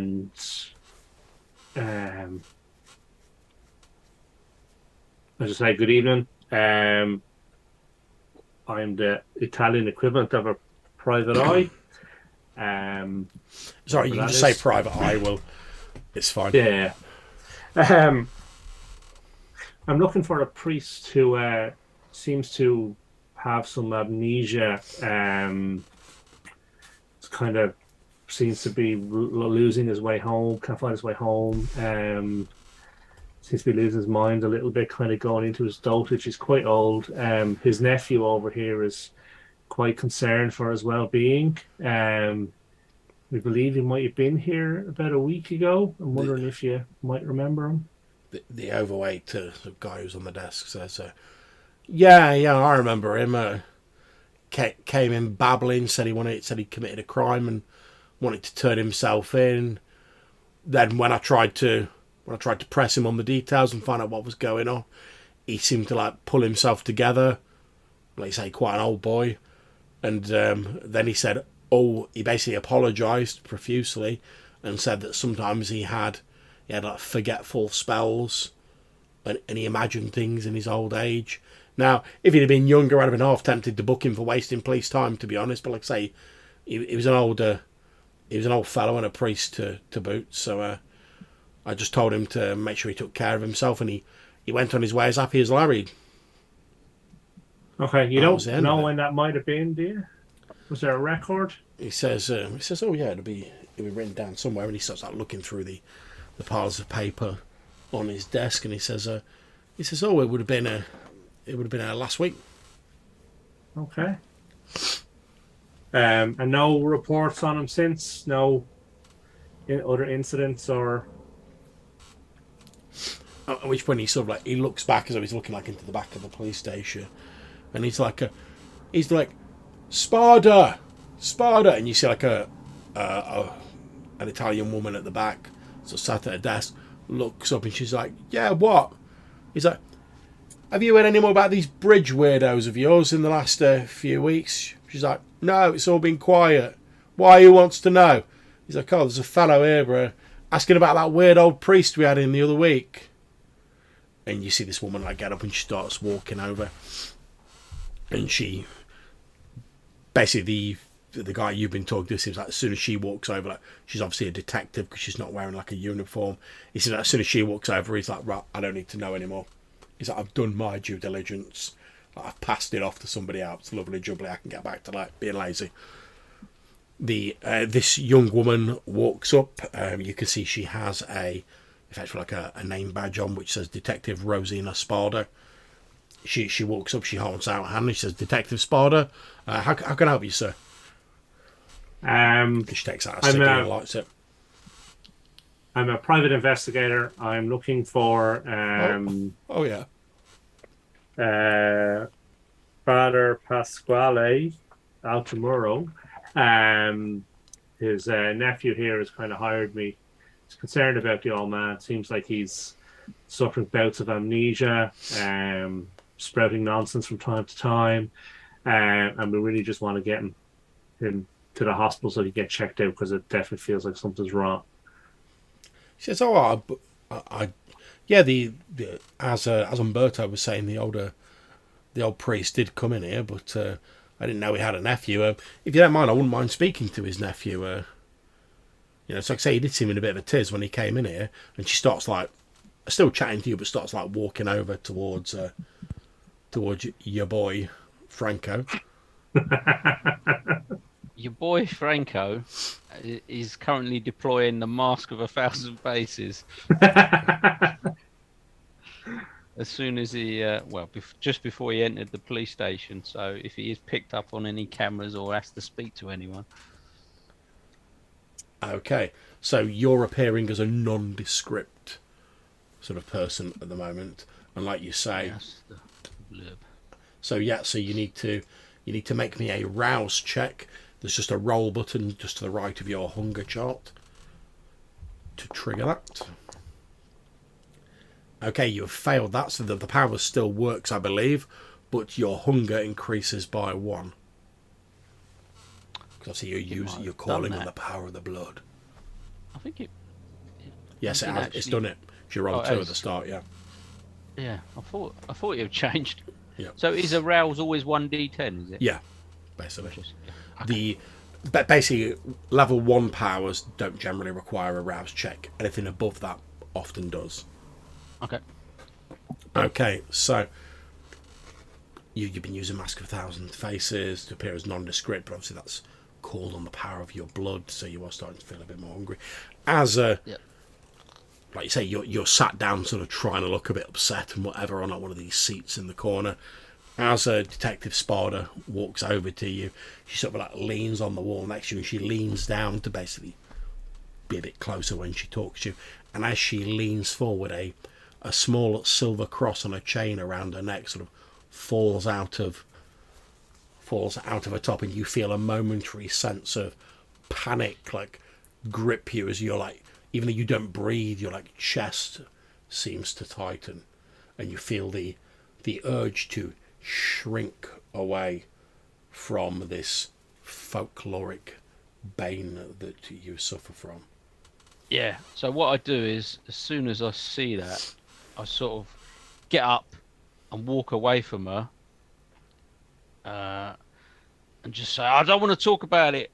I don't want to talk about it." And I'm sort of covering my face as I'm upset. Legit, she just sort of like holds her hand away. up and she says, but she's obviously been trained in sort of like grief counselling or something similar, and she holds her hand up in a very sort of calm, evenly measured voice. She's no reason to suspect you're not who you say you are. Why would you come in here and be like, tell me about this priest that I'm not related to? Yeah. You know? She's like, oh, I'm sorry, that's fine. I didn't mean to upset you. I just wanted to ask some questions about your uncle, the priest. Yeah, Look, and I just try. I can stay over here. I don't want to crowd you. I don't want to make you feel uncomfortable. If I stay here, can we talk? And she sort of holds her hands up and like doesn't move any closer to you. Yeah. Or then you can still see the glint of the silver cross, sort of like hanging around the neck. I sort of peek through my eyes occasionally, make sure she's not coming any closer. Yeah, she's literally like not approaching. She doesn't want to scare you off because she won't get any information. And I just say, I don't know if I'll be able to help you. She says, look, well, all I want to know is I've been looking into your uncle's medical background. It appears that a few weeks ago he suffered an episode while he was crossing the Rialto Bridge.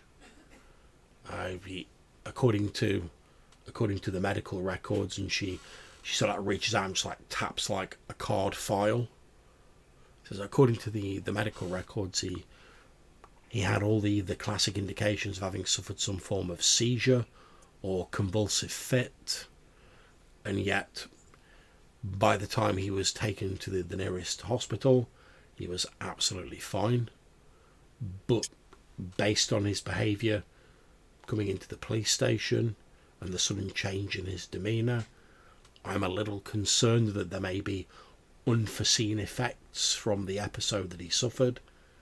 And with a man of your uncle's age, obviously we're very concerned.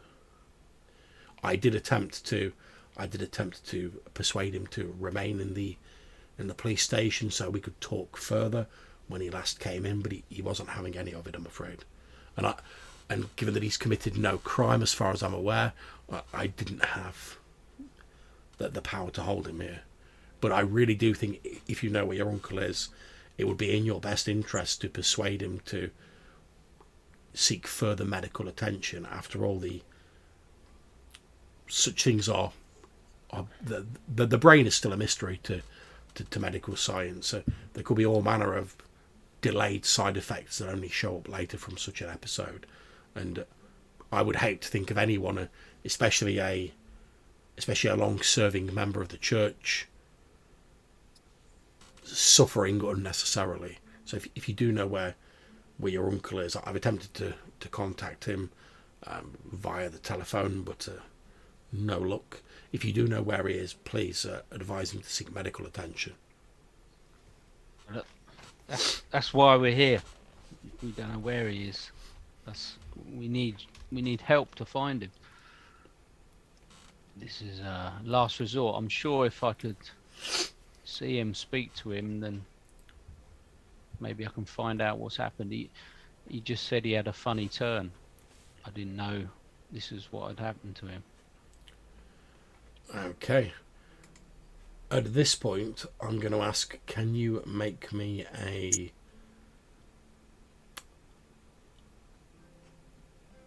charisma insight roll?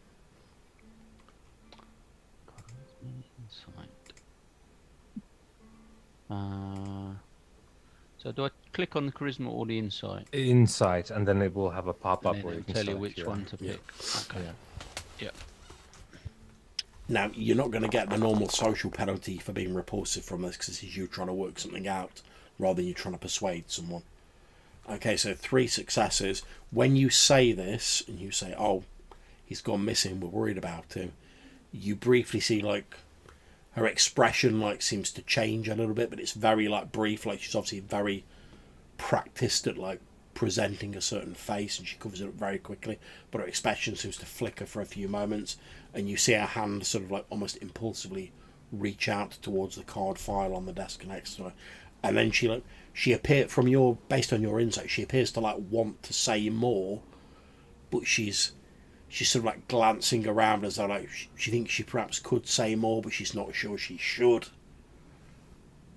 And she's sort of, like, she's paused for a moment, so she's like, oh, should I tell him something else, or should I just keep my mouth shut? Yeah, I'll try and lay it on a bit thicker then. So sort of both hands over the face, and I don't know what's going to happen to him. He's gone missing before, but only for a day or two. I fear the worst. We really need to find him as soon as possible. Okay, well, I'm not going to ask you to make another roll because you passed the initial one. That additional push seems to make her mind up for her, and Detective Sparta sort of looks around for a bit, and you see she tucks the card folder under her arm, and then she says, look, I can't say any more at the moment, but I'm going to go out the back for a smoke break in 10 minutes. If you meet me around the back by the dumpster, I might be able to tell you some more information that you might find a bit interesting. Like I say, I'd hate to think of an older gentleman, a priest especially, suffering unnecessarily. But I can't say any more here. Meet me out the back of the station in 10 minutes. And I'll just nod and sort of walk towards the door. Right, follow. Not a problem. You guys head out. We then flash back over to the priest's abode, where the cleaners are sort of doing their business. And you said there was something else you wanted to do, Aurelio? Yeah, before they arrive, I would have ransacked the kitchen for any kind of plastic container. Yeah, I think you could probably Of find any- a couple of those like Tupperware, like plastic boxes. Yeah, I'll get the largest Tupperware I can, and Yeah, you find a Tupperware box that has like some sort of like fruit cake in, perhaps from one of like the parishioners. yeah, and I'll get that in the the trash. Yeah. And I'll get to the body, get out my it's one of those familiar from so many movies and TV series. It's one of those like leather wraps that you unroll, and there's some tools in there. It's all scalpels of different kinds. Yeah. I take one of them. This is a prick a finger, and I'll get to work. And the intention here is I want to drain the fetid blood of this corpse into the Tupperware cup as much as I can. Yeah, I don't see a problem with that. It doesn't need to be like I exsanguinate the entire thing, but I want to take a Tupperware cup of the fetid blood. Yeah, that's not a problem. Corpse. So this is indeed a thing I can roll for, or have to rather, as a feeding thing. So I've set this up. I think it works when I press that. So this is like hunting, quote unquote. Yeah, but you have to feed from on a cold corpse. dead blood, don't you? Yeah, I Yeah. remember. Which is a roll for resolve and medicine, because you need to know how to get the thing, because it's not like regular, like it doesn't just sprout out. So let's see if I just click this and it does it. There we go. Yeah. And a couple. So yeah, I drained the it's gonna have coagulated, so it's gonna be wonderful. Slightly looking. gelatinous. Yeah. So I get the blood jello in my to go cup, and I put that away before the good folks come over from the agency. And I direct them. I help them sort it out here, and we leave behind the perplexingly antiseptic smelling apartment with some new wallpaper. Indeed. Okay, so we jump back to the police station 10 minutes later. Hugo and Franco round the back of the police station by the same dumpster that you were in earlier, Hugo. Only this time the detective, Inspector Sparda, is there. She's still got the card file tucked under her arm. She walks out. You see her take a cigarette out, and she lights it. You see her have a quick sort of look up and down the alleyway, make sure no one else is about. And then she leans in and she holds up this cardstock file, which is quite thick. There's quite a lot of paper in it. It says, well, now, while I can't tell you anything specific about anything more about your uncle, it says this file here, and like I say, she holds up this quite thick file. I mean, pretty about that sort of thick. He says this file contains details of a number of people who have suffered similar medical incidents to your uncle whilst passing over the Rialto Bridge, stretching back almost 50 years. And I'm pretty sure if we had reliable records that went back before then, I'd probably find that there were more going back even further. But the further you go back, the more difficult it is to find reliable information. And she says now, most of these people appear to have seem to have recovered afterwards, and they've demonstrated some odd behaviours. I don't mean to worry you, but a few of them have died shortly afterwards. Most of she shuffles through these records. A number of them, their relatives reported that they were behaving strangely, or they appeared to have fugue states where they didn't really seem like themselves. I've even got mentions here of people, if you look at the furthest back records, of people speaking in tongues and other nonsense like that. But yes, that's why that lazy fuck Umberto in there said it might be another one of my bridge weirdos. It's something of a... That's why I don't want to talk about it in front of the others. I got involved with one of the prior cases, and I became interested in it and started tracking it back. And it's something of a joke at the station that this is my pet project.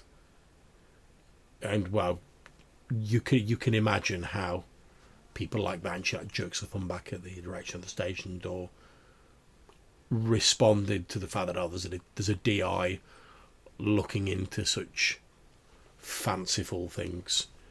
I mean, when my superiors heard about it, it damn near cost me my job. But so I've had to keep it on the down low ever since. But as soon as I found out about your uncle's case, I added it to my file. I've even managed to get a hold of his. I'm sure you've seen them, but I've even managed to get a hold of his medical records from when they first took him to the hospital. Not that it shows anything, of course. That's the frustrating thing. Despite all these people having suffered seizures, fits, whatever you want to call them, and us having access to a number of the medical records from the more recent cases, when someone's taken to the hospital, they're given whatever scans they give them there, CAT scans, whatever. They seem perfectly fine. There seems to be no medical reason for their seizures, which is obviously ridiculous. There must be. People don't just collapse for nothing. But it's strange, the quick recovery rates, the altered behaviour, the fact they all occurred in the same location. Look, my instincts, I've been on the force for years, my instincts are telling me there's some sort of connection, but I just can't see what it is. And like I said, with me having to be extra careful, I can't dedicate the resources and the time to pursuing it that I would like. I can't risk losing my job over something like this. I was going to continue with the obviously distraught sort of approach, and I'll just say, I mean, could we have a look at those cards? Maybe we can spend some time looking through them, see if there's any more connections. Yeah, of course. And she takes a few steps towards you and holds out the file. I'll sort of reach as far as I can away from her, but yeah. Okay, yeah, obviously she's still got this cross around the neck, which isn't unusual. A lot of people are quite religious in Venice, but yeah, I'm going to say, if you want to actually reach out and take it, because you're having to get closer to it, you're going to have to spend a willpower to reach out and take it, because obviously normally you'd have to spend a willpower not to flee, but in this situation you're actively trying to reach closer and take something. So I just click a box. Yeah, you just click the first box of your willpower. Yeah. Yep, It's so essentially taking damage to your willpower. Yeah, basically. Spending it. You do it like you do with health. Why is it one line or single line and double? So the meaning behind those is the single line is just normal, regular damage. When you get the double lines, as in crossed out, that's called aggravated damage. That's sort of deadly stuff is happening to you. So example would be, someone hits you with the bat, that might be, it's just regular damage going on. Someone shoots you with a rifle in the chest, and you're a person, aggravated damage. And that same kind of logic applies to willpower as well, but of course in different, So it's just harder to recover from. Yeah. It takes a longer time. I believe with willpower, and obviously correct me if I'm wrong, Johannes, that I'll have to look into that, because I believe effectively you can spend twice your willpower, because once you've filled it up with minor damage, you can continue spending, but then it starts filling up with major damage. And obviously once you get into major damage, it takes you longer to recover or get that willpower back. So if you spend loads in a short period of time, it's more mentally taxing and draining on you, so it takes you longer to come back from it. But at one point you recover that fairly quickly. But yeah, you manage to steel yourself against this feeling of sort of absolute dread that grips you as you almost can't take your eyes off this silver cross as you reach out and you snatch the file away from them, so withdraw backwards. But you spend the willpower, so you're not fleeing across the rooftops or anything, but you've sort of grabbed it and sort of just drawn back a bit, which she puts down to the fact, you're still nervous. Maybe you don't trust the police. A lot of people don't. So again, she's just trying to be non-threatening and non-confrontational, because like she said, she genuinely thinks you're a grieving relative, and she's obviously a religious person herself. she doesn't want to think of like an elderly priest out there on his own. You know, she's like, well, I can't do anything about it within the law, because technically I don't know how long they've been missing for. They've not been reported missing, so I can't do anything yet. But, you know, you're a relative. Maybe if I give you this, you can do something about it. Yeah. I like to think that the mask, you know, of the Thousand Faces is sort of covering up some of the grimace and stuff as I'm sort of approaching the it's definitely helping with her, reinforce her assumption that you're just a grieving relative. Yeah. And I sort of, I step back and I say, I will spend as much time as I can and look into this. And if I come up with anything, obviously you'll be the first to know. Maybe Thanks, I'd appreciate that. Maybe there's something that's been missed. She says, keep the report, just don't let anyone know you've got it. I've got another copy of it. Look, I better get back inside or people will be wondering where I've got to. But yeah, if you do hear anything, and she takes out like a police notebook, scribbles a mobile phone number down on it, and knowing that you seem to be a bit rattled, she holds out the paper with a mobile phone number on to Hugo. rather than yourself, because she doesn't want to scare you anymore as a grieving relative. She holds out to you. I'll be sort of looking through the cards already, trying to be involved in that. So not. D.I. Sparda looks at you, Hugo, and she's like, "If you do find anything, give me a call, day or night. That's my personal mobile number. Look, I've got to get back." And she sort of stubs out a cigarette that she's barely taken a couple of drags of, and then she heads back in through the rear door into the police station. As she opens the door, you briefly hear the hubbub of general conversation inside, and then it goes quiet as she shuts the door behind her.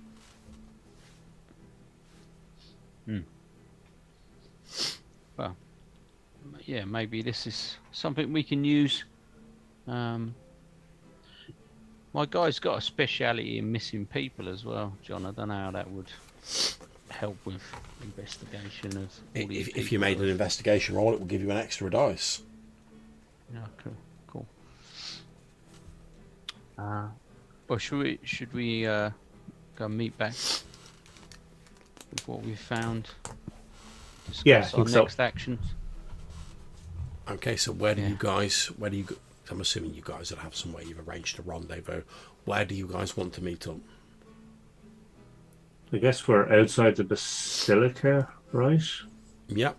Like I said, the Basilica, it's this large sort of Gothic Venetian church which has all these different shrines to famous Venetians who are buried there inside. It has two restored organs which are supposed to be some of the most marvellous things in Venice. But from the outside it looks fairly plain, with this sort of yellow grey stone sort of front, built in a sort of Gothic style. But yeah, you meet outside there. That's not a problem. All three of you meet up. Over to you.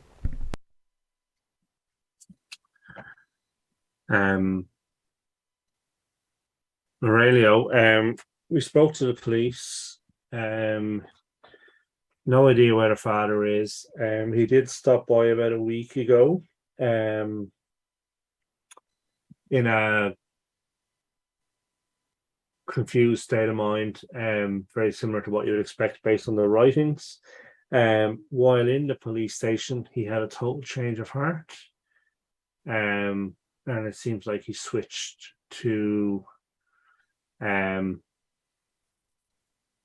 became calm, potentially back in control of said angel, and left the station.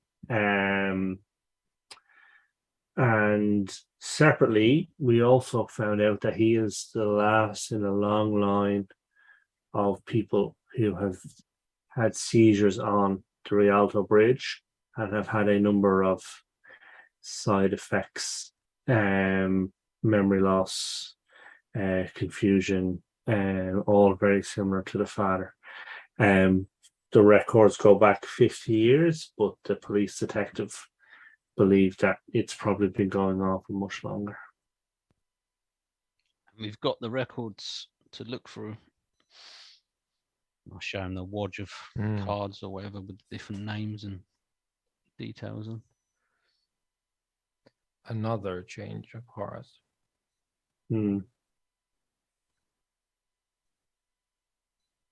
Peculiar. Should we look through the papers and these as well? And I have the materials from the. Yeah, and then maybe we should investigate the bridge, see if we can't see anything untoward. Yes. Yes. Okay, so as they're having this discussion, as you've said, Franco, you've obviously been leafing through these files and looking at them. You find a number of commonalities between these cases and the one you're currently looking into. You find mention that a number of people drew these strange, like after they'd had these seizures, they drew these strange, like maze-like designs, and they seemed to have some of them had these fugue states where their personality seemed to like abruptly change. You also notice... Sorry, go ahead. Go on, sorry. No, go on. You also notice a similarity in the names of the people that's on there. There appear to be... There's odd outliers, but in the main, the people who've suffered these seizures appear to share one of 4 family names. There is the Corradino family, the Tallarico family, the Paro family, and the Loredan family. Like most of the people mentioned in these records have one of those 4 surnames. What was the third one, John? Paro, P-A-R-R-O. And as you sort of look at him with the information that Aurelio and Hugo have got, you would know that the tourist woman, whose last name was Sereno, that is a corruption of the Italian name Corradino. That's like a more modern version. So literally all the names, there's no exceptions. They're all within that. There's a couple that don't fit that pattern, but in the majority, like 95% of them. And then is there any patterns with time of day or date of the month or time of the year, or is there anything like that that's sort of common? Not that you can see. They all appear to be fairly spaced out. You notice that like there's no point where like they occur straight after each other. They all appear to have happened either early morning, just as it was getting light, or late night, just as it was getting dark. But beyond that, there's no sort of correlation between the times of day. And does it give information if they were on their own or with others, or? All of them seem to have been on their own at the time when this occurred. You don't have like real like medical information for the older ones, because obviously they were like, oh, they seem all right, send them on the way. Whereas the more modern ones, it's like they would obviously like ask them to come to the hospital for a checkup, etc. But all of like the medical tests you have, whatever scans they ran on them, don't seem to show any obvious like medical symptoms. So the hospitals were like, well, you know, according to every test we've ran, there's nothing wrong with you. So, you know, just like be careful, and they sent them back out again.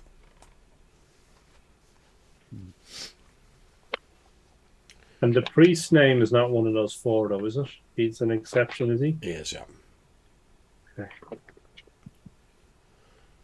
One thing you do notice as well, Franco, is that all of the people who you have a record of, with the exception, as far as you're aware, of the priest, Father Altamora, are dead.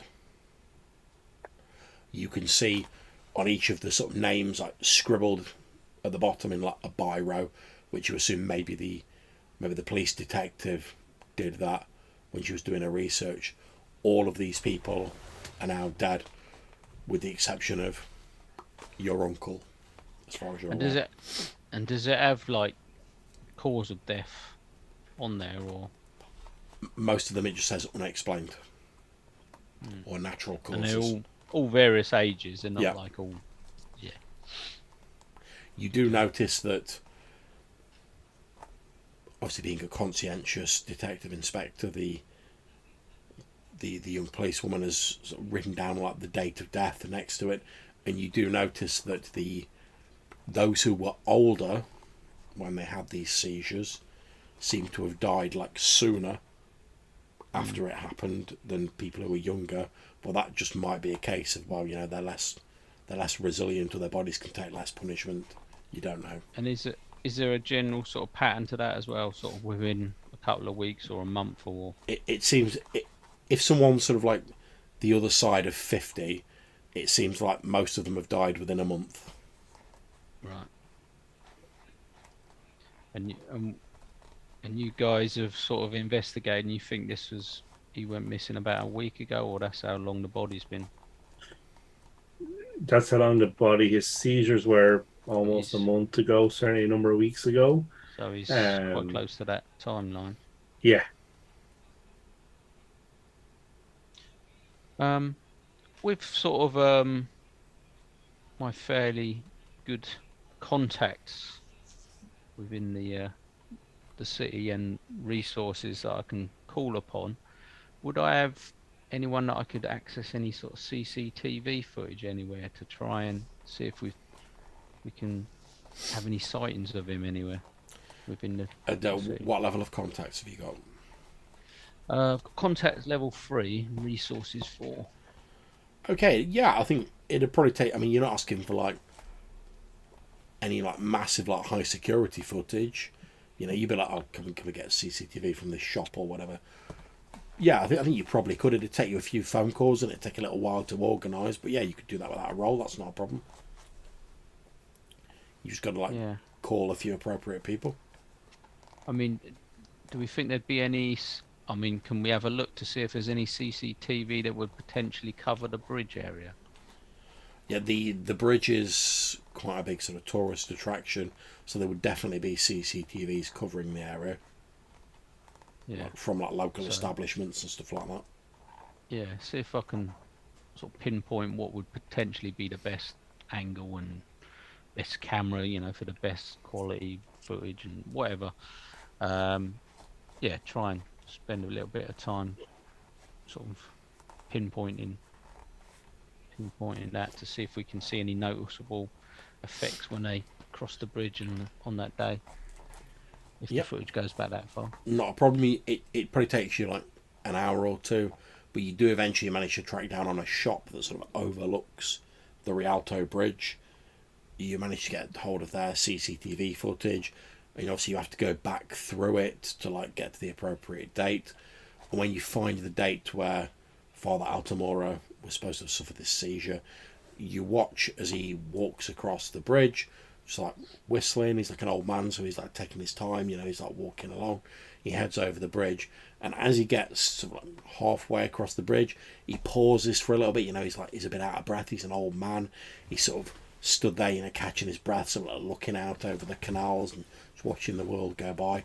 And then there's a flicker on the video footage, so like it briefly breaks up into static, and then for just a few seconds as the static clears, it's almost like a photo that's been like double exposed, where you see like two sort of outlines, but like slightly sort of out of sync with each other, and then it flicks back to normal. And then you watch as the priest appears to collapse and appears to be like having this seizure, these violent spasms on the bridge. People like rush over to try and help, locals, tourists, etc. And eventually you see the events unfold as described. An ambulance turns up, they take him away, and obviously that's when he goes out of view of the CCTV cameras. And with sort of the abilities and that I possess myself, do I think anything's happened during that footage that would be, something like Mask of 1,000 Faces or something like that that's affected the camera? Would I have any inkling if sort of magic? I would say the only way you could really tell that is if you obviously checked out the camera and like eliminated like mundane possibilities. You could make it like a wits investigation roll, or if you've got any particular like technology skills. I mean, if you did wits technology, you'd find more specifics out rather than investigations a bit more general. I mean, he's got good wits, not so much technology, but between the two, he could give it a go. Yep, go for it. So technology, wits. Yep. Okay.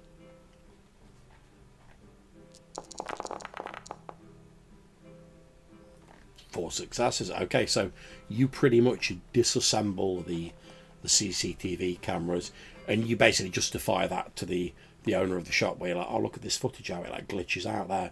There's a problem with your camera. Oh, but don't worry, as a favour, because you let me look at the footage, I'll sort it out for you. Don't you worry about it. And you basically take the camera apart completely. There's nothing wrong with it in terms of like the actual technology. There's no reason it should have glitched at that particular point or had that weird double exposure effect. You then like reassemble it, pass it back to them saying, oh, there you go, I've sorted out the problem for you. They're very grateful.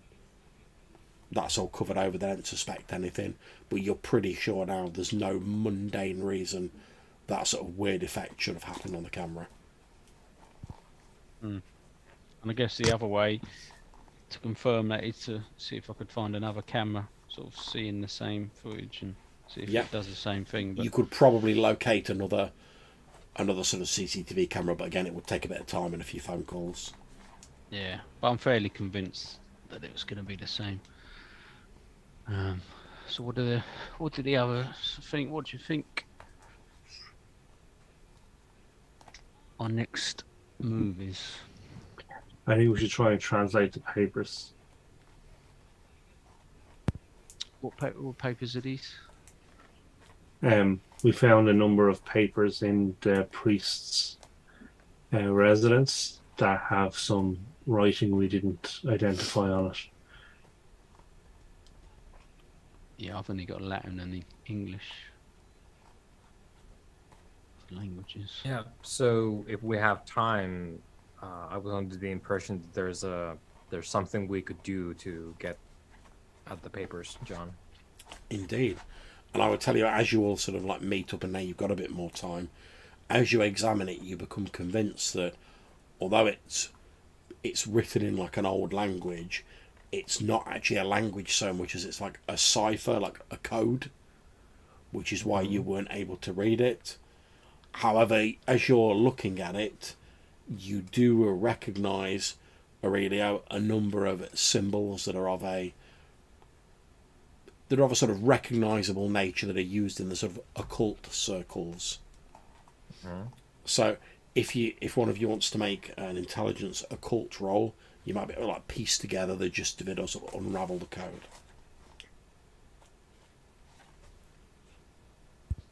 You're pretty good at that, but you're probably better. Oof. Oh, Nice. that certainly is a. So I do believe that is. Let's see, because it's been a while since we've rolled these dice. Because I got the special one, but I forget. It would say if it was a messy critical or a messy failure. Oh, the thing is going to pick that up. Okay, Yeah, cool. yeah, it picks so it up. we don't have to worry about that. Yeah. Well, yeah, it comes up and it just says possible messy critical or messy failure. All right. Yeah, that's fine. Okay, so fine. you eventually manage to decipher this writing, and it appears to be written. It appears to be someone ranting about someone called Palladino, and it basically says,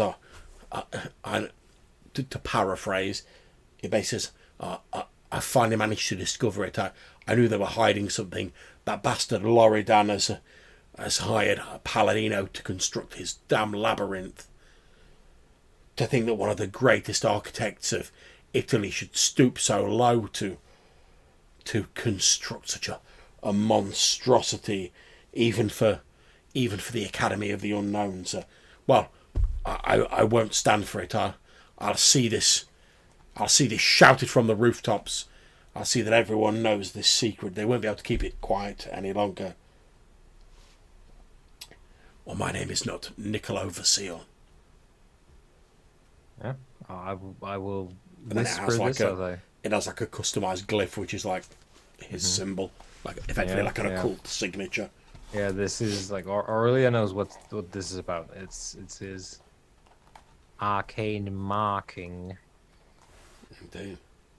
Yeah, so I will have whispered these as I work them out from the material. Indeed, and anyone who has academics 2 or more as you're discussing this, you will recognise that, given the mention of Palladino and him being the greatest architect, they're probably referring to Andrea Palladino, who was widely reputed to be the greatest architect in 16th century Italy. Yeah, I've got Although that. he wasn't So- he wasn't well known for like building mazes. But he has built places throughout this city. Yeah, he was he's widely known in Venice because he built a lot of the early buildings here, and he was instrumental in the original sort of how they were going to work around the problem of we need to build up rather than outwards. He was one of the people who helped with the innovations that eventually shaped the current architectural styles of Venice to this very night.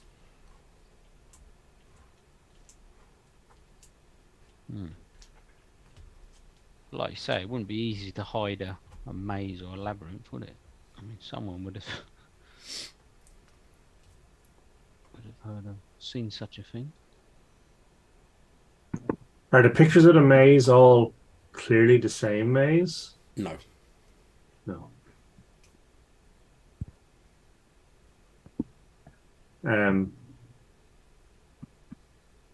And is it worth trying to find a list of all of the buildings that Palladino built? To see if do we know anything about the Academy of the Unknowns? Is that a If any of you want to make let's see, it'd probably be an academics role, an intelligence academics role. See if you know anything about it.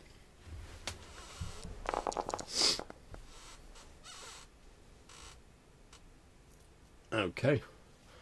So with that, you know that the Academy of the Unknowns was also known as the Loredanian Academy, was founded in 1630, and it was basically like a society of like free thinking intellectuals who spent their time like debating the nature of the universe and what is the nature of man, and is man any better than a beast, and stuff like that. And over the course of the years, because they were so influential and rich, they gradually accumulated like a lot of political power before, as all of these sort of societies do, they like faded into obscurity and eventually disappeared.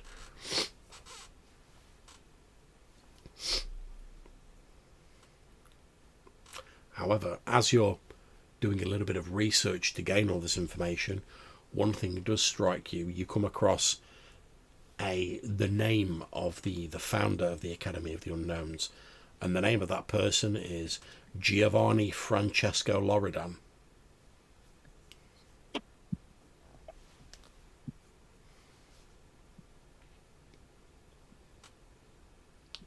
Who was a well-known Venetian writer and politician back in the day.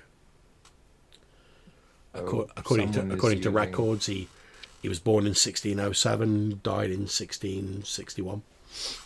Yeah. I mean, Aurelio's conclusion is that someone's using like historical figures as like, nom de guerre.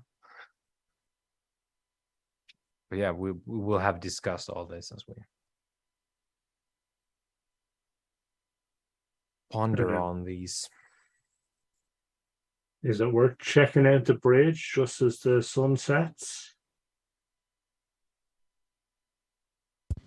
That would be a challenge. I mean, yeah. What's the frequency between these cases in these records? I mean, are any of them close together, or are they fairly? No, they seem fairly spaced out. Yes, I think monitoring it on a sort of daily or nightly basis would probably be good use of our time, maybe.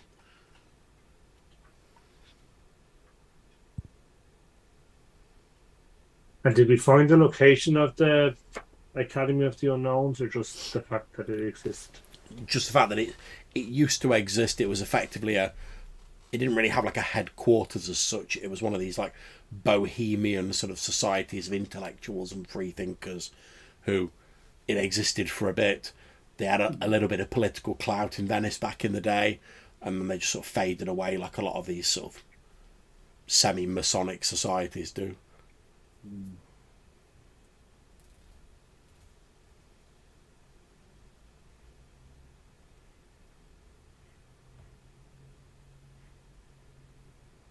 The bridge. Do you have anyone who could stand watch over it? I think the dawn might be a bit more dangerous than we want to risk for this.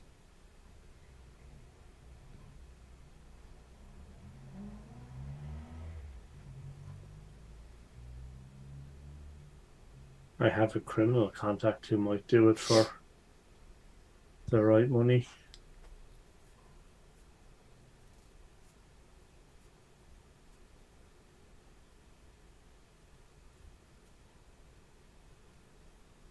Unless you are keen on arranging lodgings nearby and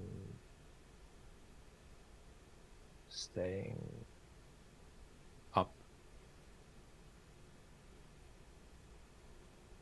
That might be the option. Or if we wish to look over it now. Well, let's look over it now first and see if we can't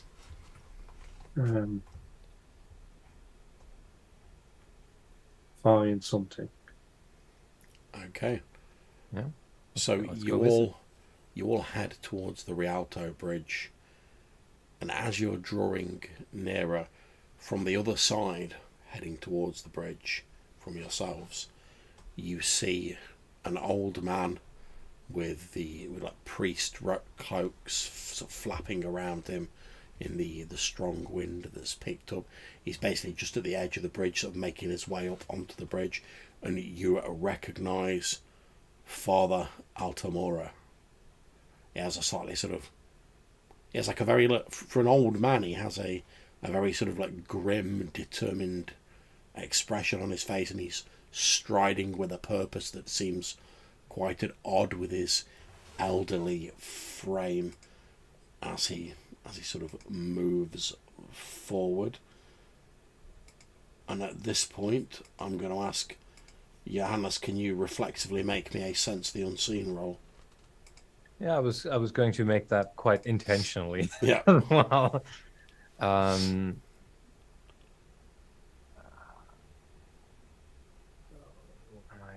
think it's that. Okay, yeah. So this is the ability is gonna be. To check that. So that would then be wits, because this is reflex, not Yeah. active. So wits.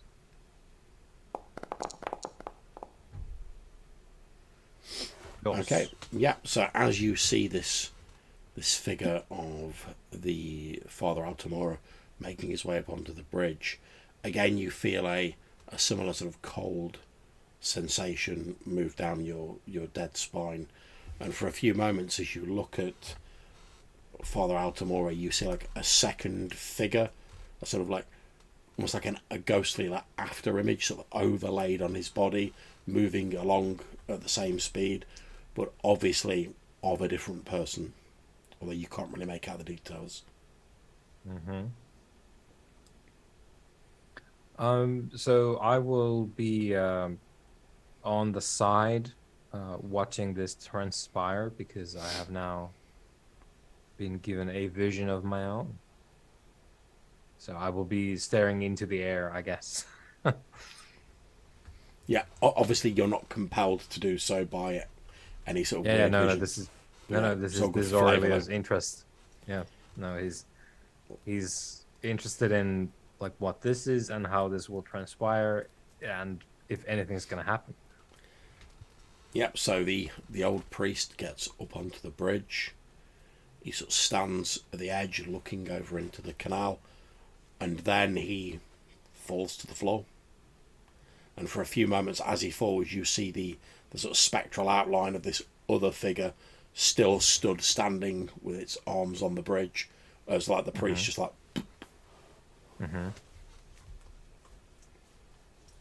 The figure is just looking over, Yeah. like into the canal. And like I say, it's sort of hazy and like semi-transparent.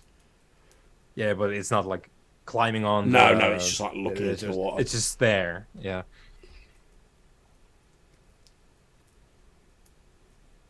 So I'll get which one of my companions I have the closest. I'll sort of like Probably get Hugo. them. So I'll grab Hugo and it's like whisper out the side of my mouth. It's just like the priest is as you see, but there is another. This got much more complex now, and I am not sure what we should do at this very moment, because I think the priest has been overtaken, shall we say. And as Not you say by the this, Holy Spirit. yeah, quite. As you say this, looking down at the sort of twisted body of the priest, we now come back to present day, which is where we started with you two looking down at the body of the priest on the bridge, before we went into the flashback that Franco wasn't aware was a flashback. Because we jumped him straight in. Just to explain, Franco, we basically started off the session with these two standing over the body of a priest on a bridge looking down, and then this has all been like how they got to that point. And obviously when we did the original scene, you were just stood slightly back off camera, so you are still there, obviously. Because I didn't know what point you were going to join us, so I didn't want to put words in your character's mouth. But yeah, you were all there. You are now in present time. You look down at the body of this priest on the bridge.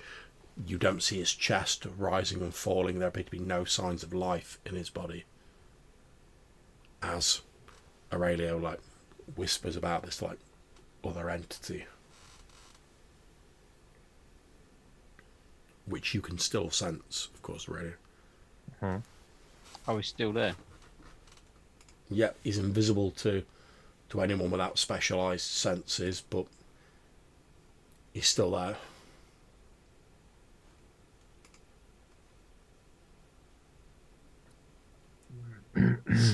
And in fact, Franco, can you please make me a resolve plus animalism roll? For I believe you can sense the beast in supernatural creatures as a reflective action. Yeah, I mean, I assume that would be on the priest himself, though, wouldn't it? It's a passive ability, so if like a supernatural creature comes nearby and it's got a beast, for want of a better term, some sort of supernatural force of like hunger and stuff like that, or So this if I click. Right, so what was it? Which skills was it? Sorry, John. it's resolve plus animalism. Resolve plus animalism.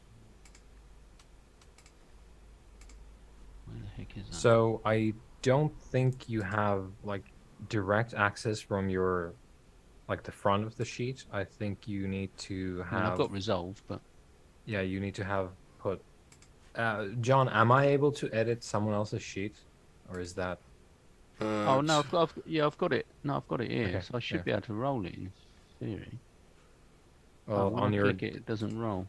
yeah, because on your disciplines tab Oh, no, that's rolled it. oh, there's something going on. Yeah. Yeah, I put that's it- I put it down as system was resolved plus animalism. and I made it rollable. Yeah. I Yeah, think that'll do I it. think that's right, but Yeah. it didn't work. Okay, so yeah, with 0 successes, you've got like a vague feeling of unease, but it's nothing you can like pinpoint. Yeah, Yeah. it's So right when, here. so when your boy there's like, oh, there's some like evil presence about you, like, oh, that'd explain it. Why I've been feeling so uneasy, but you've not been able to like pinpoint it. Whereas obviously I was like zoomed in a little bit more on what it actually is. Yeah, also 2 vampires right next to you. So I'm we assuming you got sort of that. tuned out the vampires you knew about. I tried to, but I'm Yeah. not so sure with that.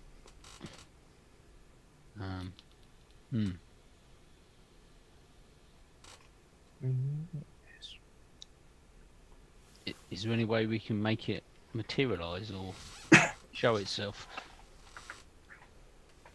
or communicate with it? Have you got any of these abilities? I am unsure of what exactly is the nature of this and how the spirit came to be. But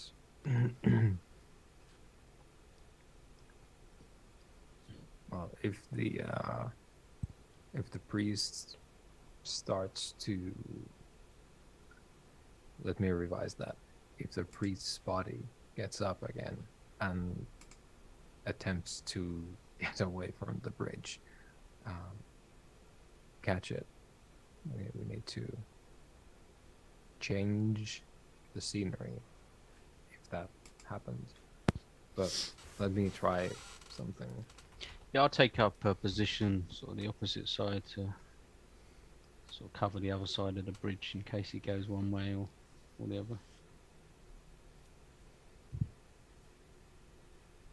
Yeah, If he so does.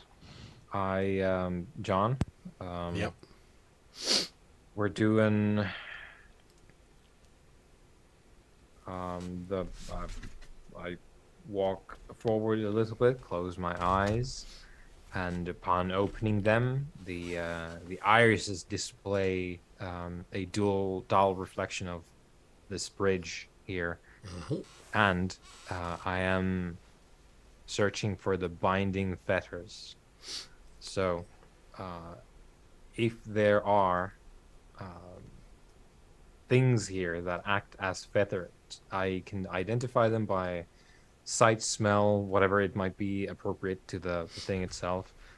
So to clarify what this is about, the fetter is some kind of object which acts as a sort of anchor for ghost in this world. It helps like keep them in like the physical world. Which like Aurelia is trying to determine like what's the anchor keeping this spirit here, because that doesn't happen naturally. Okay, so you peer around with your new sight. Again, everything losing its colour and looking dead and decayed, like a pale reflection of the lands of the dead beyond the shroud. And then as you scan your eyes across the bridge, you see that one of the sort of like large stones which makes the sort of like the sides of the bridge, in fact the one that the faint gauzy figure has its hand on, to your sight now, that stone appears to be like dripping blood that is just like pooling onto the cobbles of the bridge before evaporating as a red mist.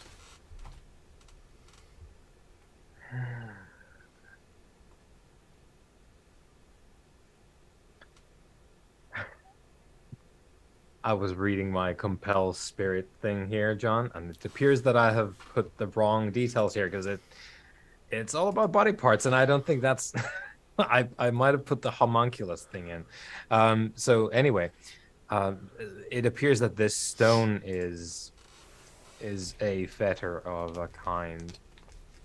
Okay. Well, I will walk up next to the spot where the spirit is standing. Okay. Does it react in any way? it appears it doesn't react to you in any specific way. Mm-hmm. It might not be Mhm. aware that you can perceive it, to be Yeah. honest, but Yeah, it's looking and out that's across. what I was trying to discern. Though. Yeah. Like, does it see me? Because I can see it. It's not making any sign that it's aware of your presence. It's looking out across the waters, its hand on this, now to your view, bloody stone, and it appears to be sort of talking, like its mouth's barely opening and shutting as though it's like talking to itself, but you can't hear what it's saying. You just see it sort of stood there sort of gazing out almost wistfully and going,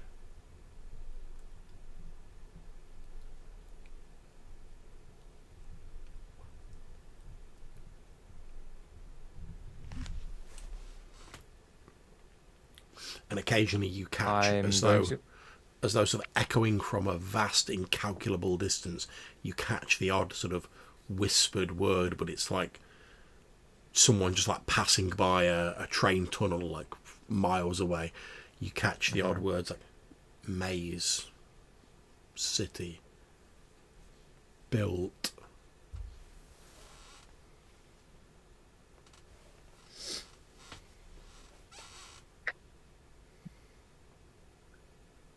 So I will turn to it, and I will say in Italian,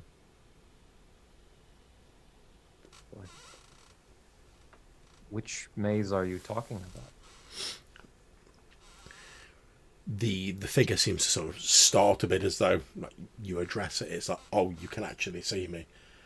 And as it turns towards you, it appears to be a young Italian gentleman dressed in quite sort of antique 16th, 17th century clothing of a fairly well cut variety. So like obviously not like a pauper. Turns towards you, and again it's sort of seemingly with an effort of will. It sort of briefly seems to like, only to your vision, seems to like solidify a little bit more and become a little bit less opaque. And it sort of turns and looks at you, and in a very sad voice it says the whole city, I wouldn't have believed it, the whole city, Venice, all of it, it's one big maze. I can barely take it in, and as it turns to like fully look at you, 'cause you've been seeing it sort of side on, as it turns around to see you, now you can see where the right hand side of its head is, like its skull is like caved in, and there's like a thin trail of like ectoplasmic blood sort of drifting out into the air and then dissipating, as though like it was like underwater. And you notice as you look at it, like the clothes as well are sort of slightly rippling as though it's like underwater.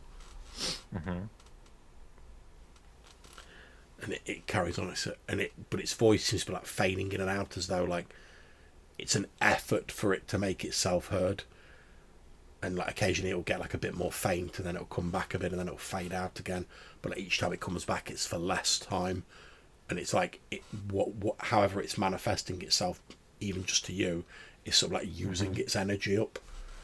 And it says, why would I don't understand why the Academy would do such a thing. We were supposed to be visionaries. We were supposed to make this world better. We were supposed to free people's minds, not entrap them. I've got to let everyone know. Let them know what? This whole city, it's a trap built for the minds of people.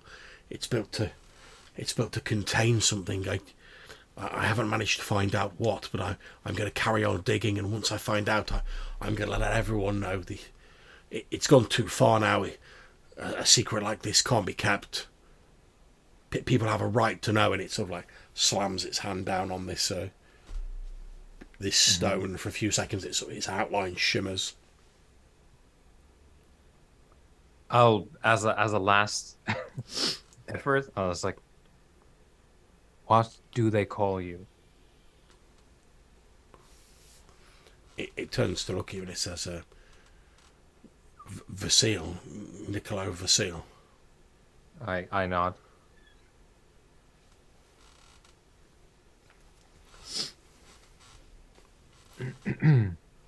I And then he like slams his hand down again. He's like, "It's all that Yeah. bastard Giovanni's fault."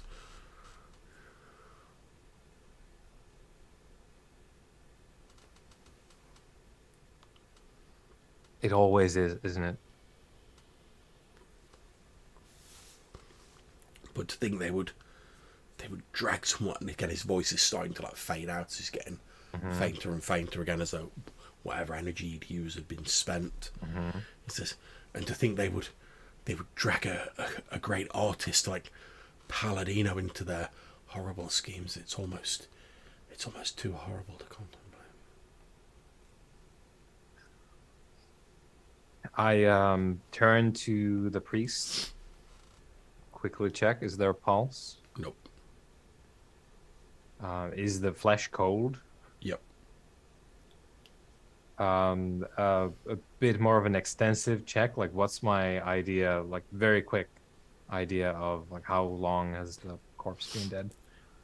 You think it's probably been dead for a couple of hours. You expect that like the spirit has been all that's like keeping it going for the past like few hours. And perhaps it was just a case of it. Eventually, the body finally gave out, and the spirit was like, you know, that beyond a certain, the more dead a body is, the more energy it takes for a spirit to maintain it. And if they can't maintain it, well, you see what happens. The body falls down dead, and the spirit's just punted out of it.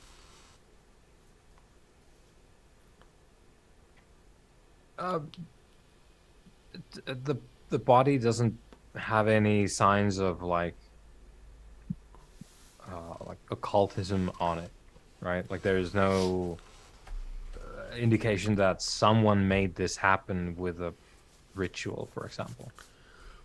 Not that you can see. The only thing On the odd body. you notice about the body is that despite the fact it's now fairly warm, he's wearing gloves.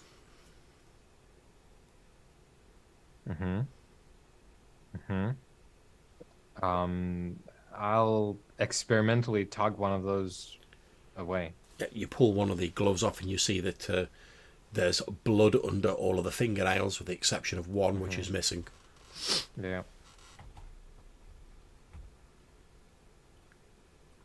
I'll get the priest and I'll sort of, as best I can, just like drag him along towards Hugo and Franco. Yeah, not a problem. I was like, it's quite safe. The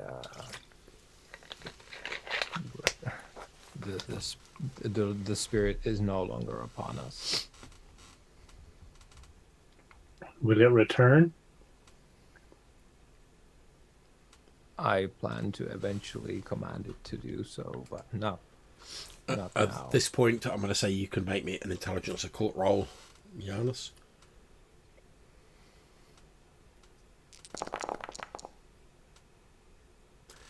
Okay, you may have already worked this out yourself anyway, but with your 3 successes and all you've seen, you suspect one has been happening is that this spirit effectively stays on the bridge, sort of gathering its energy up, and then when it's got enough energy to like jump into someone's body, it jumps into their body, runs around as them for a bit until it runs out of energy, and then it's like, oh, best get back to the bridge, pilots their body back to the bridge, the body falls down dead as it runs out of energy, it jumps out, and then it sort of has to like regather its energy before it can possess somebody else.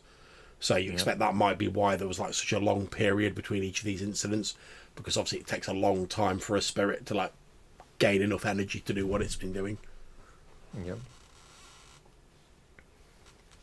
So I recognize that this is all rather outside of your areas of interest, but the invisible man present was one of the names that we have come across. So I'll let them know about the identity of the spirit. We'll stitch together the history of, well, the spirit told me that this artiste, this architect, way back in the day, was being influenced by, conveniently leaving out the fact that the Giovanni were mentioned, was influenced by Kindred to perpetuate some kind of potentially occult pattern on the city. Aurelia has no idea what that might be, if there even is an actual effect that the mortal, as far as we know, the mortal architect might have actually achieved. But yeah, the spirit knows, the spirit lives on the bridge, in fact, and it knows that back in the day, one of the sort of important architects was a pawn in the great game. And this is also the source of the bodies on the bridge. Probably some of them fall into the water when the spirit leaves them, because they are dead when they come over here.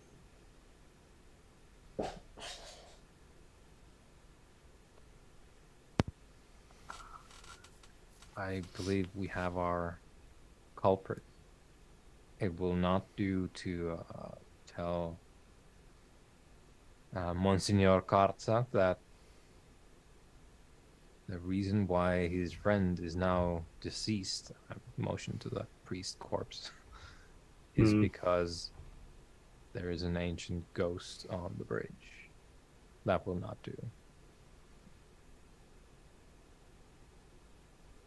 I would suggest we go with another kind of spirit, the kind you can find rather cheaply in the stores.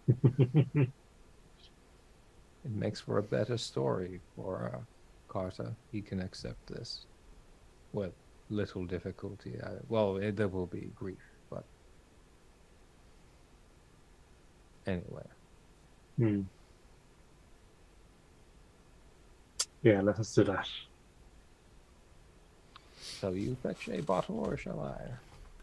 And I think as Hugo says, I shall fetch a bottle, and you begin making your plans to basically souse up this priest's body. So you said, he was drunk, collapsed on the bridge, which wouldn't be difficult to do given your guys' resources. So I don't think we need to. Yeah, and I need to go into that. I am much. quite literally a mortician.